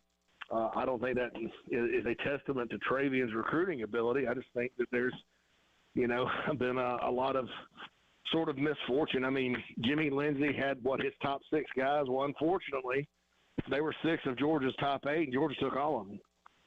I mean, that's just how it goes sometimes. I mean, when you're recruiting the best of the best. So, we'll see what happens. I think they'll probably hope to get some guys to return that have eligibility left after this year, because they're in okay shape now. And then hit the portal again, maybe try to find some younger guys. But it's going to be a situation where the portal and defensive tackle, it's going to be a reality for this program, I think, for a couple of years. Because even if you go find two or three good ones, you've got some gaps there. So I would encourage everybody just to not panic over this. It's easy to do because that's an important spot. You have to have it. But there's a lot of different avenues and streams, I guess, you can fish out of when it comes to this spot, and getting the guys there at Carolina. So it's, like I said, I'm not trying to say everything's hunky-dory because it is a little slow, but it's an important spot, and we'll see what they come up with. But regardless of what happens with high school guys, they're going to have to hit the portal the next couple of years at that position. I don't know with defensive line if that's what you necessarily want to do. We'll talk more about that in the coming weeks, especially some of the defensive line recruits they brought in. A few minutes left with J.C. Shurburtt. One of the other positions that is always talked about in recruiting, regardless of what's going on as quarterback, recently you put in a 24/7 Sports crystal ball on Ryan Montgomery, a quarterback out of Findlay, Ohio. Georgia's involved, Florida's involved. Give us a little breakdown on that and then where you see this going, because, again, regardless of who it is, quarterback is always the face of a recruiting class. Yeah, I kind of see this as I think South Carolina and Florida. I think Georgia's kind of got some guys lined up or whatever that maybe they're waiting on. But I think it's I go with the stronger, longer theory. The Gamecocks have been right there for him for a long, long time. I don't know if you remember Shane Beamer tweeting that he was freezing at a championship game with Dowell Loggins. He was in Ohio, Findlay, Ohio, which ironically is Lamont Paris's hometown. To see Ryan play, I know his dad really likes Carolina. I mean, you know, but it's close. I mean, he could easily go be a Gator. You know, that's an awful tempting place too. I take solace in the fact that a lot more Ohio people, when they go to the beach, they stop in South Carolina, obviously, and most of them don't leave. Than going all the way to Florida. So maybe that's a sign. I don't know. I'm joking there, but he's certainly a good player, man. Good arm, athletic enough. You know, has a really good sense of reading a defense and advanced in that way. Probably not as strong of an arm as Dante Reno, but makes good decisions nonetheless, and is a heck of a prospect and athlete. So that would be a big one to get. You know, Ohio's a great state. Joe Burrow, Mitch Trubisky, Ohio quarterbacks that left Ohio because they either didn't win the job at Ohio State or Ohio State didn't want them, and both were number one picks in the draft. So it's a good state for quarterbacks. Just about a minute left with you. All right, final thoughts on tomorrow night. Tennessee, South Carolina. How do you see that one kind of playing out at Colonial Life Arena? Man, you know, because of who I am and what I do, everybody knows who I want to win. I mean, it's not a secret there. I don't know that I would predict it. I just think Tennessee's awfully good. And if anybody can come in here and beat this team right now, it's them. I got a lot of respect for Rick Barnes.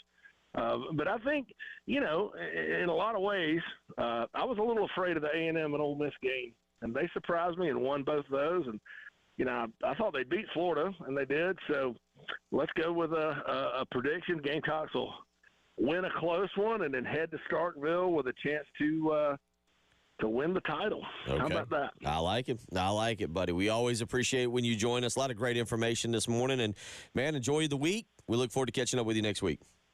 Hey, you too, Bill. Take care, man. Take care. Some great stuff there, J.C. Shurburtt. A lot of recruiting discussion this morning. Again, 2 weeks from today, South Carolina will get their spring practice started, but a lot of recruiting. And, J.C., you hear him saying they're not to panic on the defensive line recruiting. I will say I'd probably lean a little past that. The Gamecocks, as we know, the SEC is a line of scrimmage league. Lonnie Teasley has done a more than admirable job loading up that offensive line with at least high-caliber recruits. Now, how do they perform? How do they get coached up once they show up on campus? That's kind of where I am now. All right, show me. But at least the recruiting on paper, you can look on the internet, you can look at the stars, you go, man, boy, should be on paper a lot of talent on the offensive line. Feel great about that. Defensive line, yeah, you got Dylan Stewart coming in. You've got some other nice players on there, but the defensive line recruiting has been, I'd say, a little off. That's not what you want in the SEC, and that's something that's going to have to change. That they're going to have to do a lot better there. I don't like the defensive line for portal. I like the transfer portal being used for skill athletes who can come in and make a very quick impact and not have to learn as much. But good stuff there from J.C. Shurburtt. Our number 3 on the way. We'll get back into some bracketology, some basketball as well. You're listening to the early game.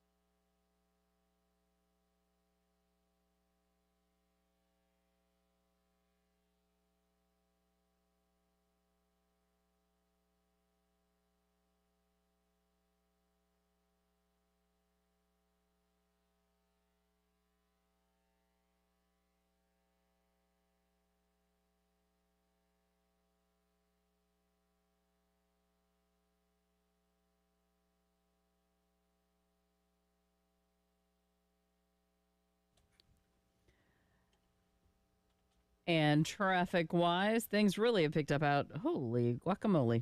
Platte Springs Road at Kaiser Road. Also Pine Ridge Drive near Fish Hatchery. Long Green Parkway at Longtown Road, an accident there. Also Killian at Wilson Boulevard. I-77 southbound at Exit 2. I-20 westbound at Highway 378. I-20 eastbound at Two Notch Road. Vehicle fire where the right lane is blocked. I-26 eastbound at exit 136, and hardscrabble at Lee Road, an accident there. So be careful out there this morning, please. 74 for the high, 69 tomorrow with some heavy morning rain. Not quite as windy today, which is nice. 47 on the early game.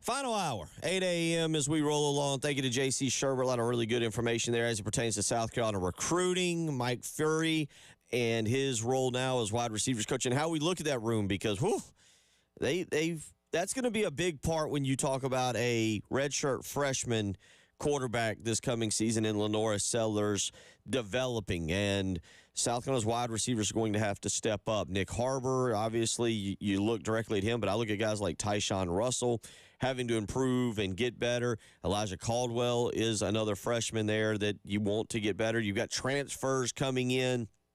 Mike Furry's going to have a full room. He's not lacking individuals to run out there and work with, but they're going to have to be a lot better. You know, the transfer from Coastal Carolina, Jared Brown, is expected to come in and maybe make an instant impact. So a lot of good stuff there. And again, 2 weeks from today will be the start of spring practice for South Carolina football. So we'll have a lot more coverage as we count down till then. 803-404-6100 if you want to weigh in. One of the things we talked about was defensive tackle recruiting, and that's an area that I do think is a concern. I'm not, I guess, panicking. I don't know if you ever need to. You got a lot of things going on in your life. I'm thinking if you're panicking over a college's position recruiting, you might need to refocus where your priorities are. But yeah, it is a concern. There's no doubt to me that the interior defensive line recruiting is a concern. AJ weighs in and says, "Don't panic yet. No DTs in the works." Luckily, I have many years of being a Carolina fan has prepared me for just this situation. So good job, AJ. Way to be ready for that. 803-404-6100 again. Some news for yesterday, some really good news for Dawn Staley and the women's basketball team. Tahina Paopao putting out on Twitter a video essentially saying, let's run it back. She plans to return for another season now. So she will be back, and that'll be a big part of the women's team next year in South Carolina, again, trying to wrap up now a national championship. I mean, that's the SEC tournament is nice. They've dominated this thing. They're going to go dominate it again. They'll play on Friday. They'll either play Mississippi State or Texas A&M in a noon game, and then they'll go play on Saturday. I assume they'll go play on Saturday and Sunday and so forth and on. But the bottom line is, this season is all about winning a national championship, and then it'll be about building upon it as you will have a lot of returners coming back. Next year's team will be uber experienced again with the return of Chloe Kitts. Obviously, you lose Camila Cardoso, but now you have Tahina Paopao announcing yesterday via Twitter that she will be running it back, put that out yesterday afternoon, or I should say about yesterday evening, about 7:30, to make her announcement. So that was the good news there for South Carolina as it pertains to just women's basketball. Wasn't a whole lot of other news, kind of quiet yesterday. Mark Kingston did join Terry Ford yesterday afternoon to talk a little bit about the games upcoming this weekend. Again, baseball game today against the Citadel. First pitch set for 6:30. You can hear it on WISW right here on 107.5 The Game, 100.3 The Game will be the Lamont Paris Carolina Calls. So baseball game will be over on our sister station, 1320 AM. WISW is where you can hear that. But they will play that game tonight. And then tomorrow, a very early game scheduled, as it'll be part of what should be a fun Gamecock Sports doubleheader tomorrow. You'll have baseball, 3 o'clock first pitch. You'll hear that right here on 107.5 The Game. And then coming up tomorrow night, 6:30 pregame for the men's basketball game against Tennessee, 7 o'clock tip-off time. So back-to-back baseball games, Citadel today, Davidson tomorrow. And one of the things that Mark Kingston talked about yesterday was discussing the evaluation of his pitchers over the weekend. Here's Mark Kingston yesterday with Terry Ford. I thought our pitching represented themselves very well, and if we pitch like that most weekends, we'll have a chance to win. It's disappointing we didn't score more runs, but our pitching definitely stepped up. I thought Eli did a nice job. SQ did a nice job. Ty Good did a nice job. Gainey obviously was electric. Roman Kimball was very good. Becker made the one mistake. Beach was very good at times. So we pitched very well. That was a concern coming into the season of a lot of people is how would we pitch, but our pitching has been very good. Matt Williams has done a really nice job with this staff so far, and we have good arms. So I think that will continue to improve as the season goes on, and I think that'll be something that'll really help us to be a consistent winning baseball team. Gamecocks and Citadel again tonight, 6:15 pregame over on WISW. First pitch set for 6:30 for the Gamecocks. Citadel winning 9 of its first 11 games, took 2 of 3 this past weekend from Harvard. It'll be an interesting contest as South Carolina has to bounce back. And guess, I don't know if you're aware of this. Maybe you are if you listen to Jamie Bradford enough. Former Gamecock great Blake Cooper will return to the dugout tonight. He is the Citadel's pitching coach. Cooper was second all-team All-American or second team All-American back in 2010 as part of the national championship team. So you got a former Gamecock in the opposing dugout tonight. Again, Citadel winning 9 of their first 11 games, took 2 of 3 from Harvard this weekend. South Carolina leads the all-time series 141-50, including being 81-18-1 right here in Columbia. The Gamecocks swept the 2-game set with the Bulldogs last year, 8-1 here in Columbia and 13-2 down in Charleston. So that'll be a game tonight. Need to bounce back.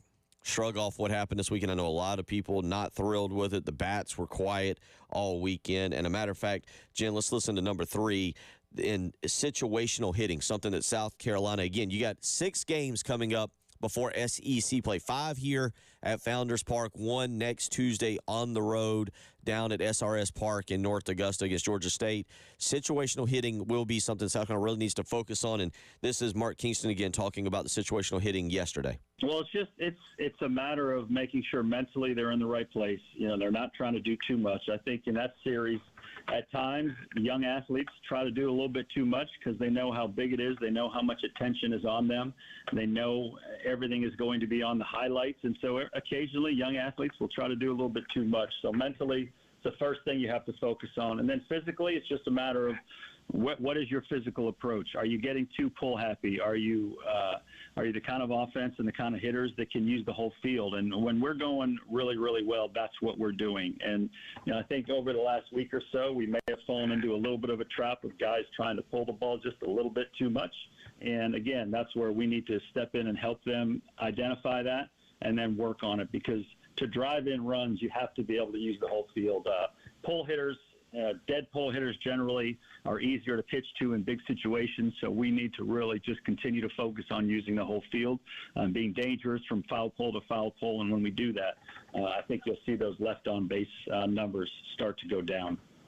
Again, that's going to be a large part. 4 for 37 this past weekend against Clemson, and that's a number that drastically altered the outcome of those 2 games, and it can be fixed. It's certainly something that can be fixed and something that has to be fixed. And I think Mark Kingston telling you that there.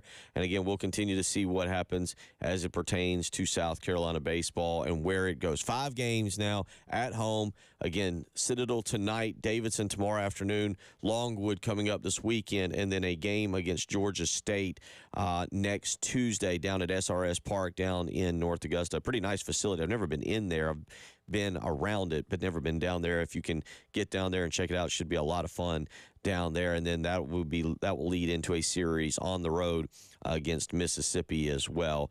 803-404-6100 if you want to weigh in on any of that for South Carolina as they move forward.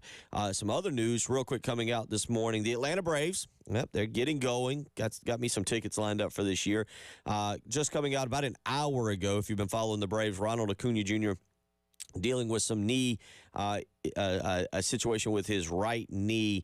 It has been confirmed that he has irritation in the meniscus of his right knee. This is the Braves putting this out on Twitter about an hour ago.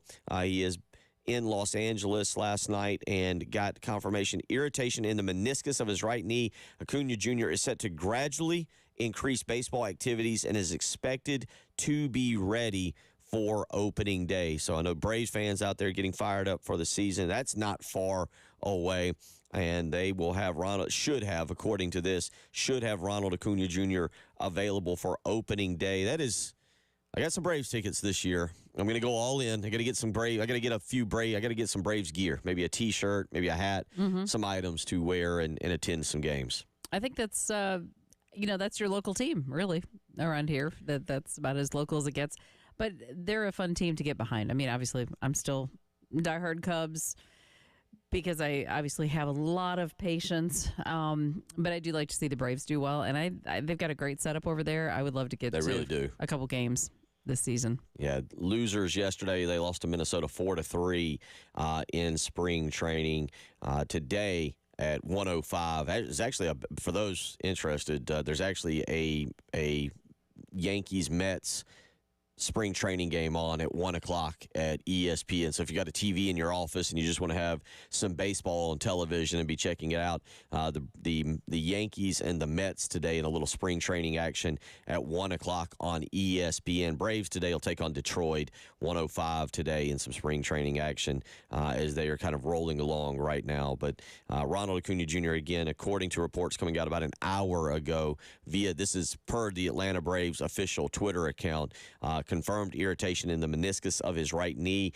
He is set to gradually increase baseball activities and will be expected to play or expected to be ready for opening day. 803-404-6100. We'll get back into some basketball, give you some bracketology, talk a little message board mayhem. You're listening to Bill Gunner. She's Jen Jensen. It's the early game.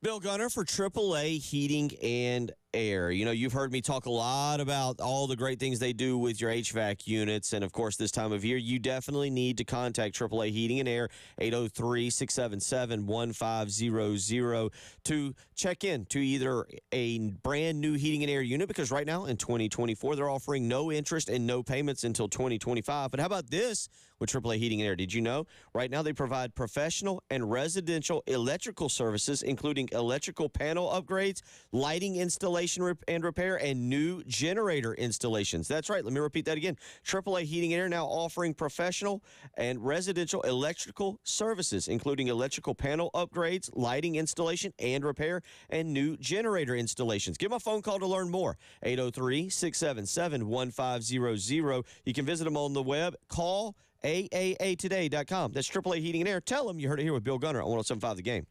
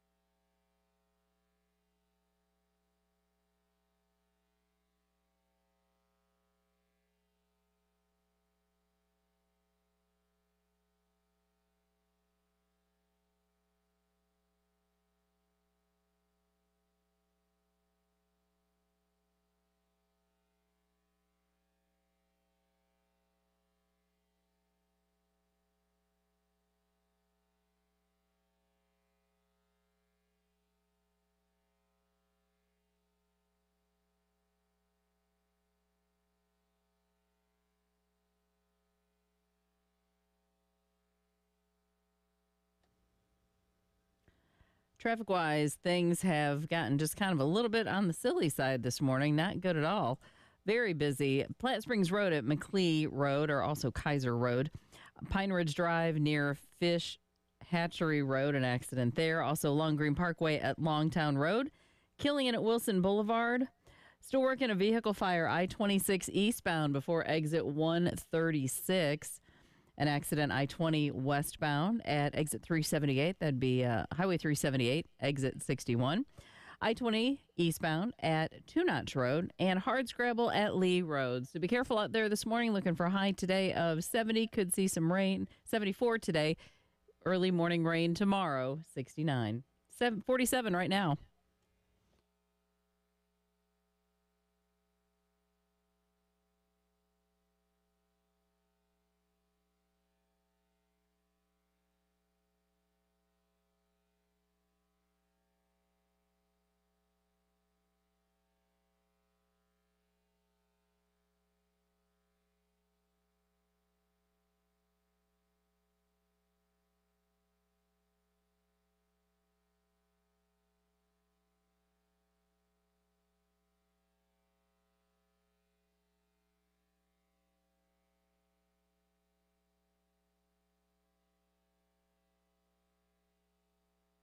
$8:18, getting you up and getting you going. Jump around. It's a Tuesday morning. Bill Gunner, Jen Jensen, again, Preston Thorne off today and tomorrow. It is Read Across America Week, celebrating the power of literacy to expand our minds, our understanding of the world around us.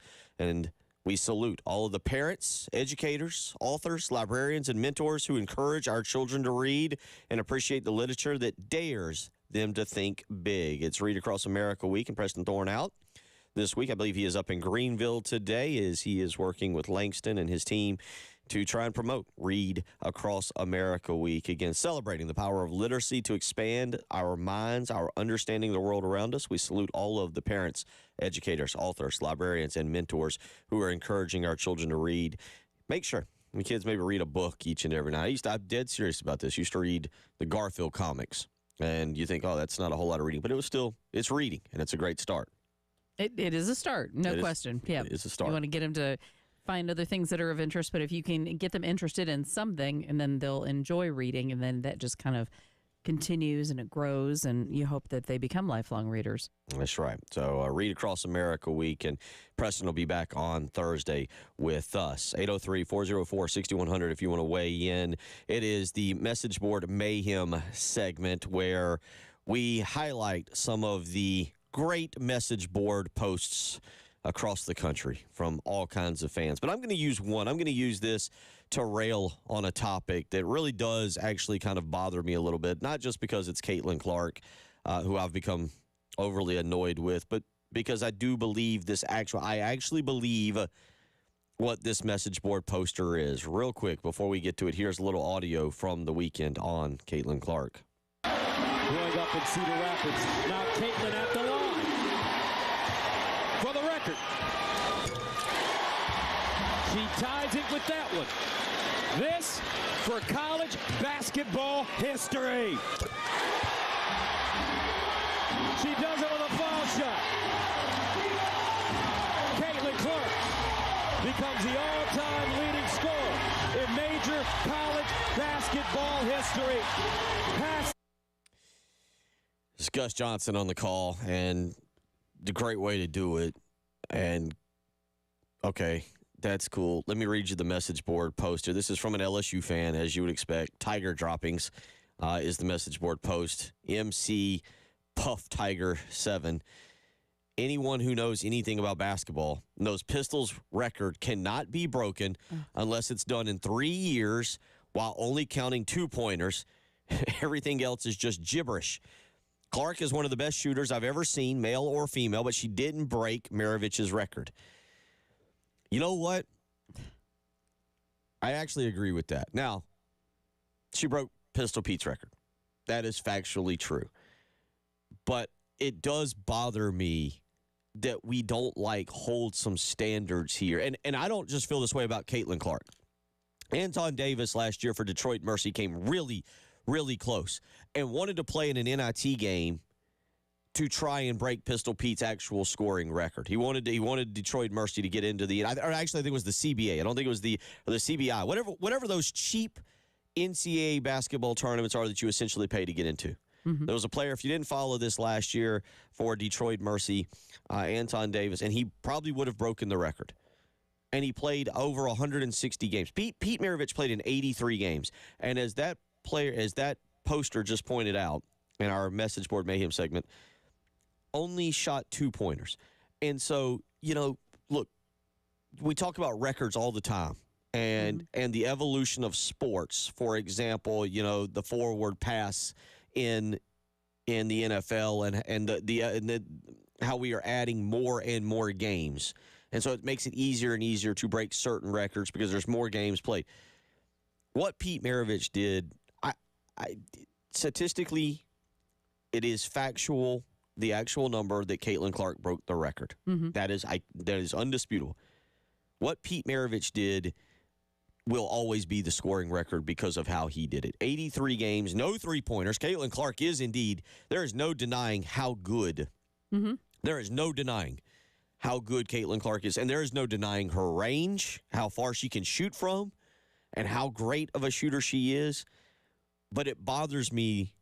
It, for some reason, actually bothers me. So I'm taking a stance here.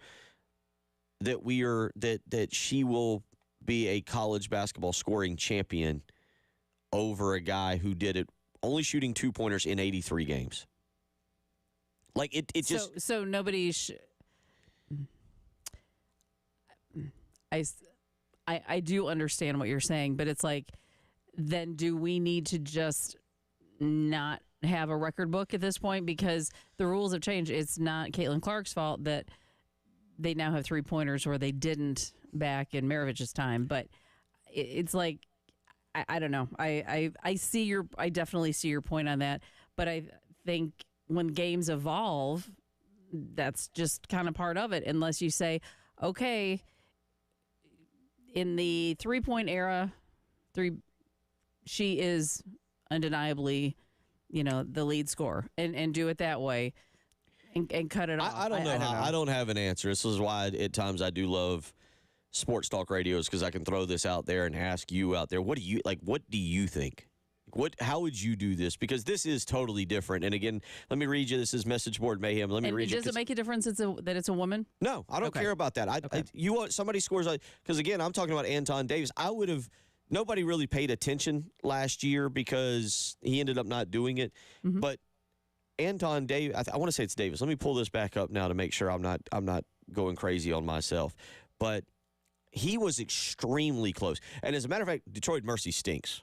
For those that don't, they were awful. And he was, at least she's playing for a championship and leading her team. Like, her points mean her team is winning games and has a chance to win it. They have a chance to win a national championship. Anton Davis's Detroit Mercy team was not very good, and he was literally shooting granted, he was shooting because he needed to shoot, and that's how they were going to win basketball games. But I didn't like that either, and I didn't like the fact that he had an extra COVID year. You see what I'm saying? Like So he had even more time. I get that. Yeah. Well, and maybe it would be interesting to see what the calculations are as far as 3-point versus 2-point. Can somebody do the math on Caitlin Clark? Like, how many threes does she had? Take a point off for every one of those and see how she compares. You could. I don't. There's a lot of things. To go back, Anton Davis played in 144 games compared to 83 for Pistol. So I was actually following that. It wasn't something that we needed to discuss around here, but I was actually following that last year just because of what I'm telling you. The same thing. He shot 588 career 3-pointers. Or he had made 588 career 3-pointers. Caitlin Clark has only made 507 in 4 years. So at least he even did it in a 5th year, which, again, COVID year. Okay. And how many shots? There's something about this, and I don't. Pete. Go ahead. And again, as we show on the message board here, like, how many actual shots attempted for Pete versus Caitlin? And by the way, yeah, Pete Maravich had no problem shooting the ball either, but that's what made him. Let me stop myself there. That's what makes a score. If you don't shoot the ball, you don't score points. But You really are smart, aren't you? yeah. Look at your knowledge What of did you say you could basketball. take a point off? So, like, with Caitlin Clark, what did I say for 508 shots? Is that what 508 threes made? So just subtract 508 points from her total. But Pete Maravich did it in 3 years. For those that just don't know, averaging 44.2 points per game over 3 years. He took 3,166 shots in his 3-year LSU career. He made 1,387 shots in his career. Like, I don't know, there's something, and maybe I'll admit, I watched the movie. Was he also on a crappy team? LSU? I mean, like, did the ball get to him a lot more because they didn't have other shooters? Other people that really were quality shooters, so the ball went to him. See, that's the other part of all of this. It's like, okay, why did he get to shoot that many shots? Caitlin had, however many you said, 500 and some odd. So, like, if he had a lot more attempts, is that because his team wasn't as good, he didn't have as many shooters? So it could be, at this point, you start comparing that to, okay, well, she could hit threes and all that kind of stuff. Well, maybe he got to shoot twice as much because he had a crappy team around him and other people couldn't shoot and they just kept feeding it to him. Mm-hmm. I go through 803-404-6100 and see AJ kind of gets what I'm talking about because, and I don't mind LeBron, but AJ says, quit talking about Caitlin Clark. LeBron just scored his 40,000th point during his storied 50-year NBA career. And that's another one. I like LeBron. LeBron's really good. Caitlin Clark's really good. Yes, LeBron has played since, I believe, now the mid 80s. It feels like the hairline definitely right. does. But I just and I don't know all the number. It's just fodder for conversation. It's just I don't know. I think the one thing that's happening here is I'm realizing I might, even though I've never seen him play an actual game, I might have an affinity for Pete Maravich, like the way he played. Because I have seen videos. I watched a movie on him when I was young. I've heard he was like a phenom. And I think what this is me just like standing up for an idol that I didn't know was an idol. I think That's what's fair happened. enough. 803-404-6100. That is your message board mayhem segment there. Thank you to Tiger Droppings for allowing me to rant on the Caitlin Clark situation. We'll get back into actual basketball, what's actually happening with South Carolina. Bracketology when we come back. It's the early game.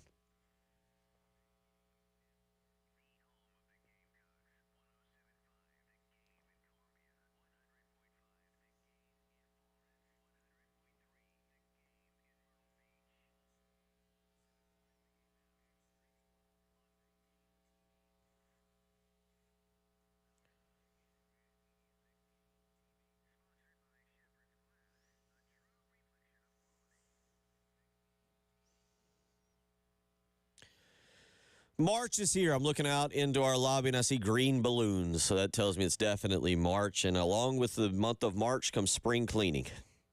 Oh, I know you're fired up. You just heard that. Now you're thinking, oh boy, got to clean the baseboards, got to mop the floors, got to vacuum the carpets, got to wipe down the upholstery. No, you don't. No, you don't. There's an easy solution, and there's somebody with technology that will make your carpets, rugs, tile, upholstery all look cleaner longer. Zerorez carpet and air duct cleaning. That's right. You can use their spring cleaning hack, which is making a phone call, 803-262-4020, or scheduling online, ZerorezColumbia.com right now. Contact Zerorez and mention me, Bill Gunner, at 107.5 The Game, and you'll get 3 rooms of carpet cleaned for $129, plus you'll get a free hallway as well. Again, mention me, Bill Gunner, at 107.5 The Game. Get 3 rooms of carpet cleaned for $129, plus a free hallway. 803-262-4020 is how you can contact them. Zerorez, spell it backwards or forwards. It's the right way to clean.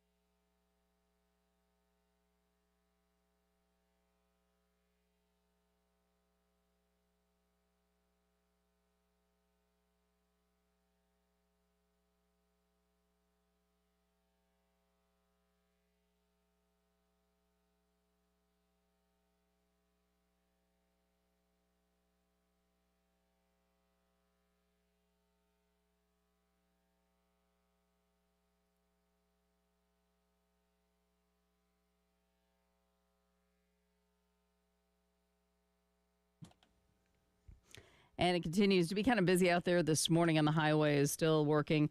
Several accidents, including hardscrabble at Lee Road. Also, I-20 eastbound at Two Notch. I-20 westbound there at Highway 378, exit 61. I-26 eastbound before exit 136, vehicle on fire, getting that under control. Also find accidents Killian Road at Wilson, Long Green Parkway at Longtown Road, Monticello Road near Columbia College Drive, and Platte Springs Road at Kaiser Road, an accident there. So do be careful out there this morning. Looking for a high today of 74, 69 with morning rain tomorrow, and then 74 on Thursday. It is 47. Sun is shining on the early game.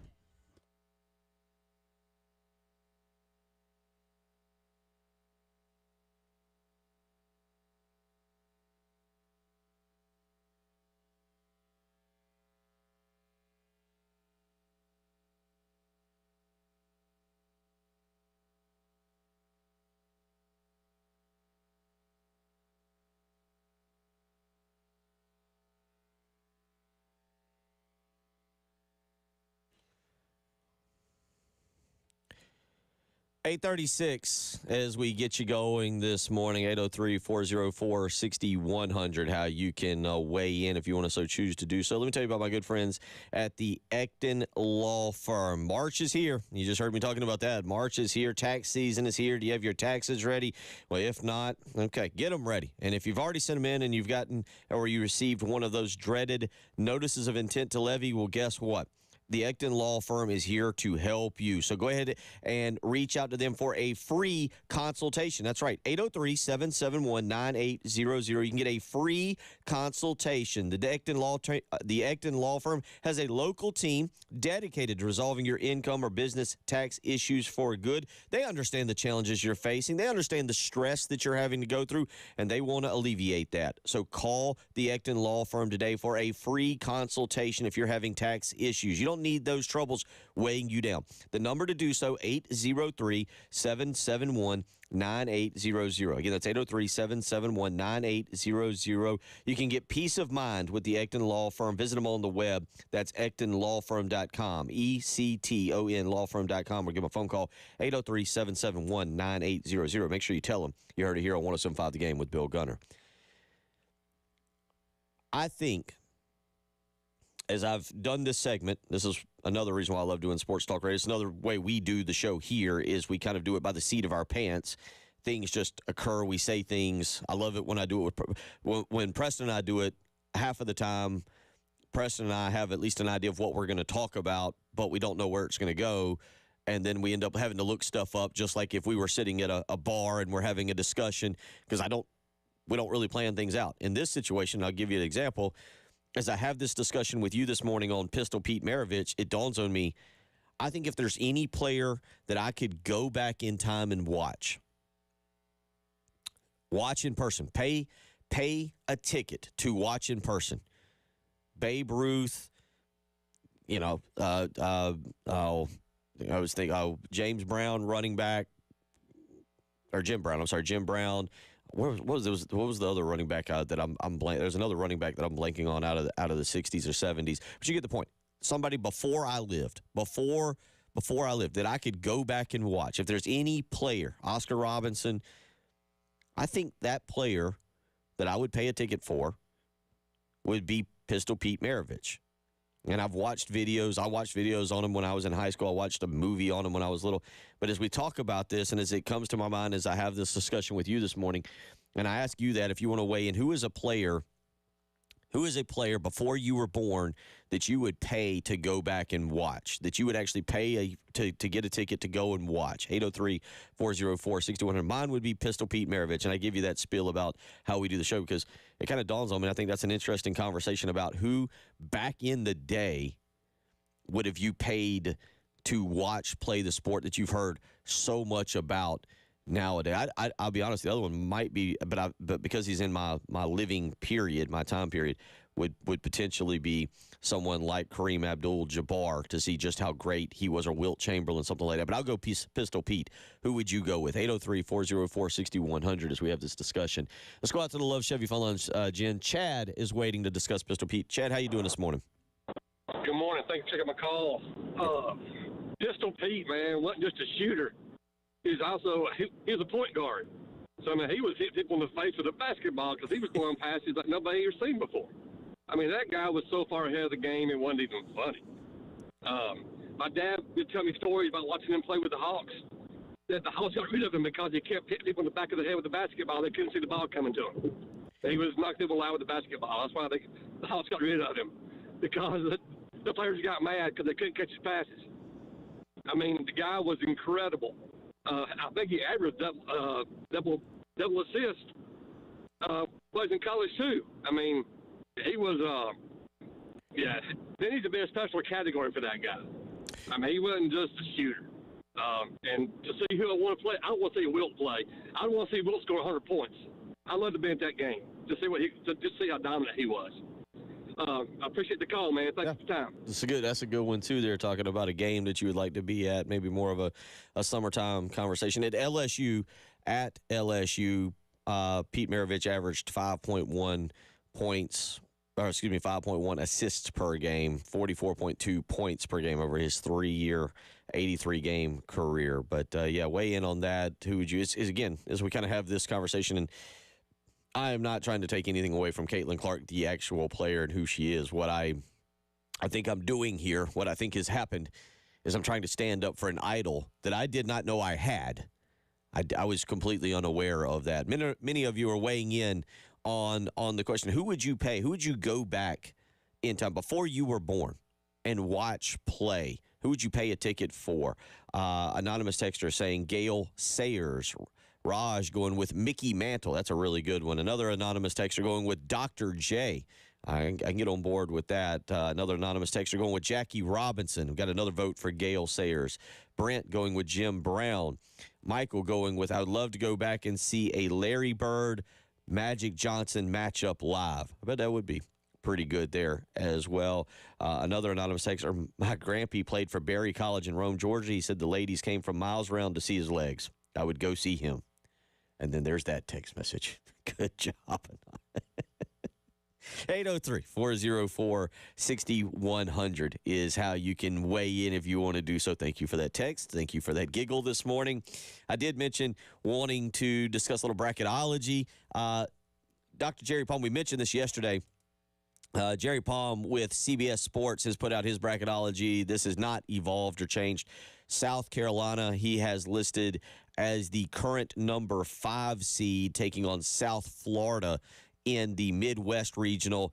That would set up a matchup with Duke. I watched Duke last night, and Duke is an up-and-down team. There's much like any Duke team that you see when there's a bunch of uber-talented players that are kind of 1 foot out the door to the pros, 1 foot into the NCAA tournament thinking about a national championship.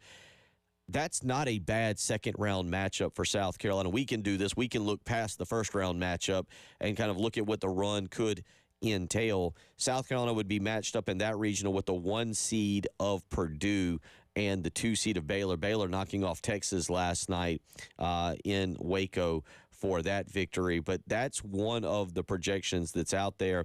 Jeff Goodman and his Field of 64 team have stayed pretty consistent there with what they are trying to do. By the way, there was one firing last night. Pepperdine parted ways with former Washington coach and current now former Pepperdine coach Lorenzo Romar. That occurred last night. I only bring that up just because of Lorenzo Romar being so popular back at Washington back in the day. But Jeff Goodman's Field of 64, they right now still have South Carolina as a 6 seed. All right, they have South Carolina as a 6 seed. You can check this out on Twitter, Field of 64. They would play the winner of the play-in game between Virginia and Seton Hall. Now, a lot of projections I've seen have had Virginia falling out of the NCAA tournament. They got blasted this weekend by Duke in Charlottesville. But South Carolina would play the winner of Virginia, Seton Hall, and then they would get a second-round matchup against either Baylor or High Point. So that's what the field of 64 has right now listed for South Carolina. This was posted last night, about 14 hours ago. South Carolina is a 6 seed. Not sure how you feel about that. The 1 seed in the Gamecocks Regional would be Tennessee. The 2 seed would be Arizona. And again, a second round matchup against the 3 seed Baylor. 803-404-6100 is how you can weigh in. I'll get to a few more of these people that you would pay before your time to see, and we'll wrap up the program. It's the early game.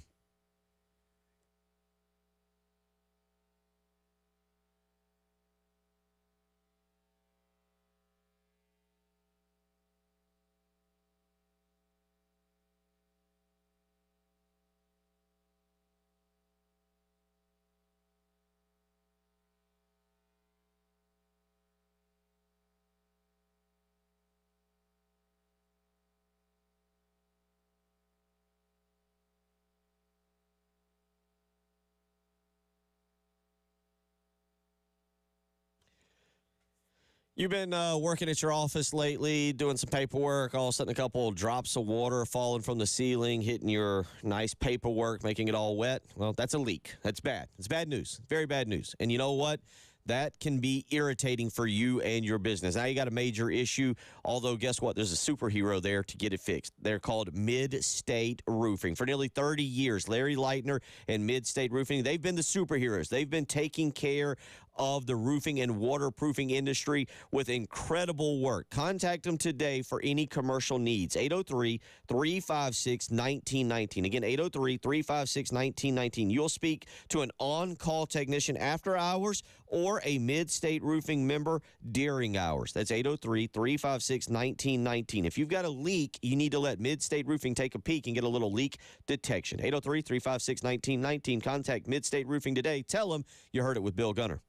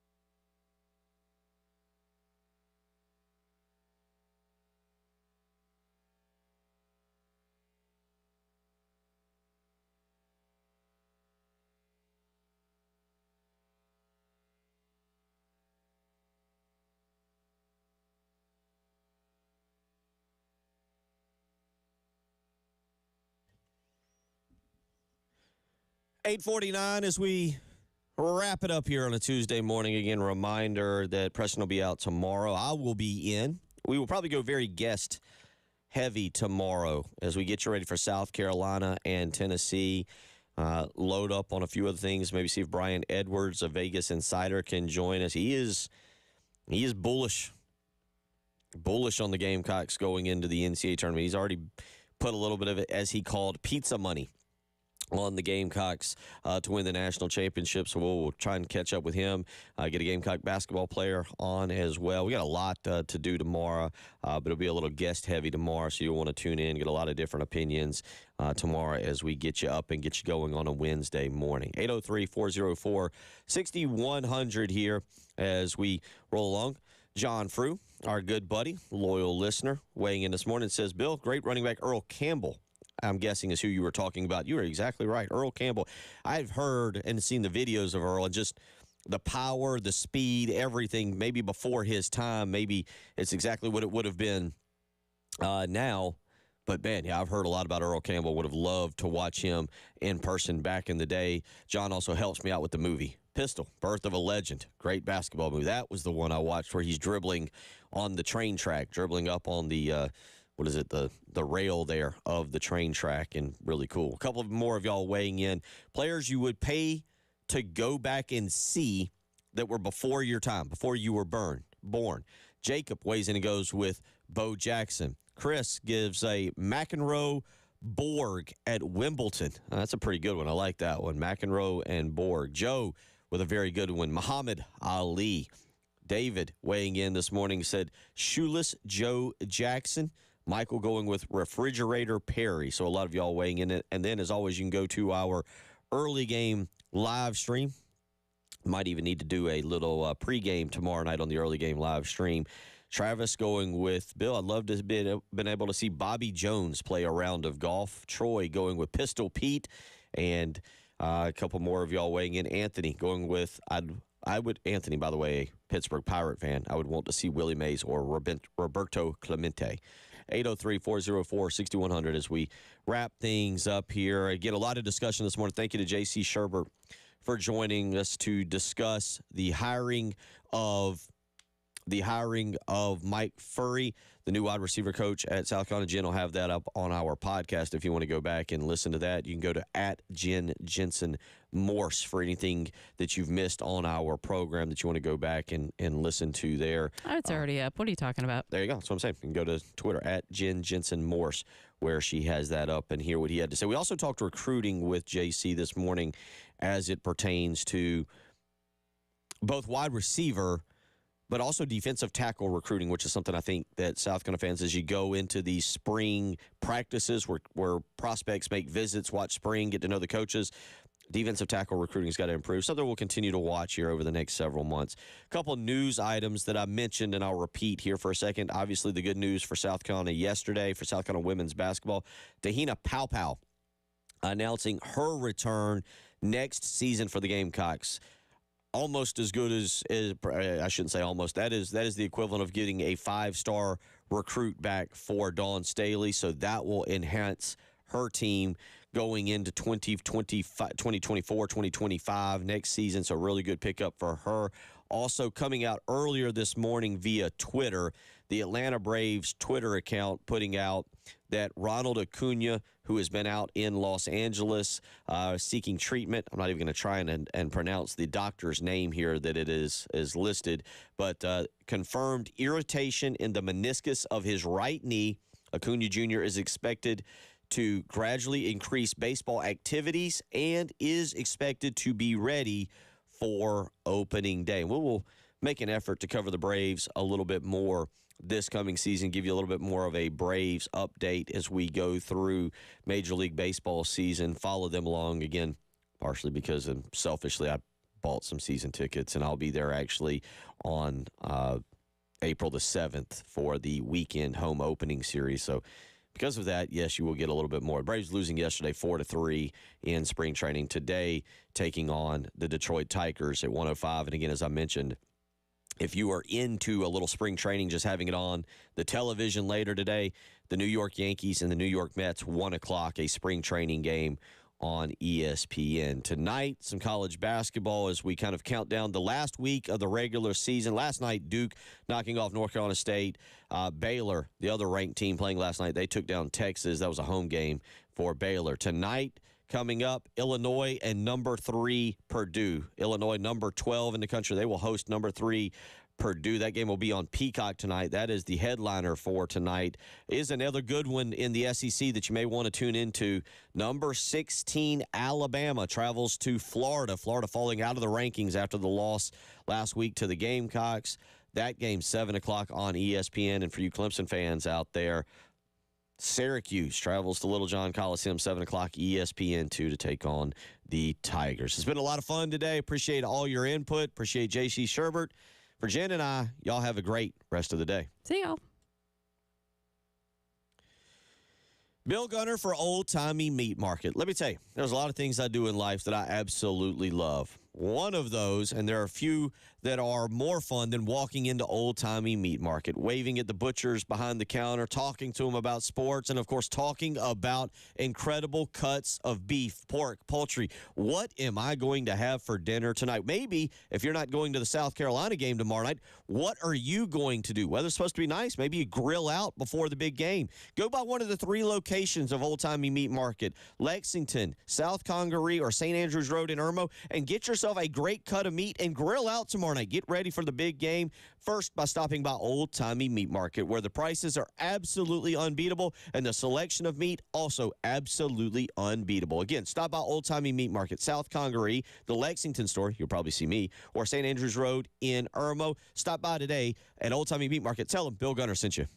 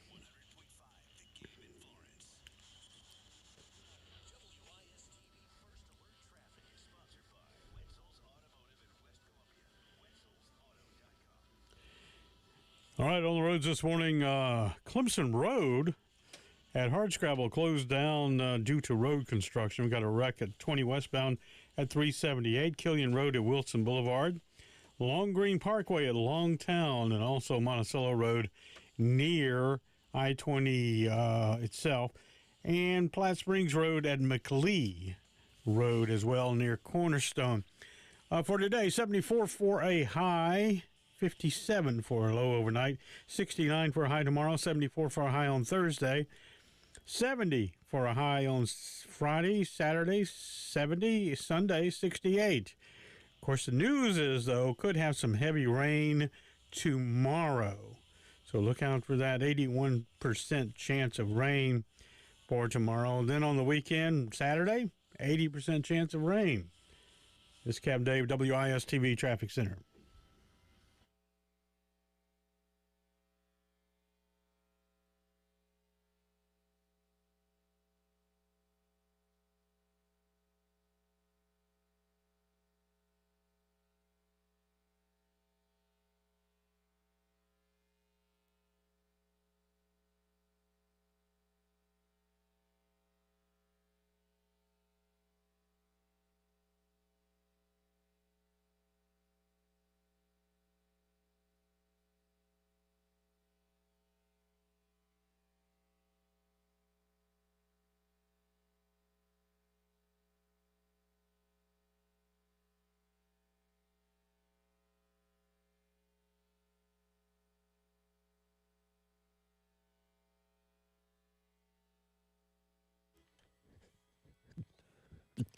Nine o'clock Tuesday morning. Welcome in. It is the Extra Point. Tyler Head along with you. Looking at a beautiful and sunny Gervais Street here in downtown Columbia. Is it safe to say we're finally in spring? Now, I say that, and it's going to end up being like 40 degrees one day next week. Let me double check and make sure that that's not the case. I'm so ready for the cold to be gone. I could still see my breath when I left this morning, but it wasn't completely unbearable. No, it's in the 60s next week. It's not too bad. I'm just ready to be able to spend some time outside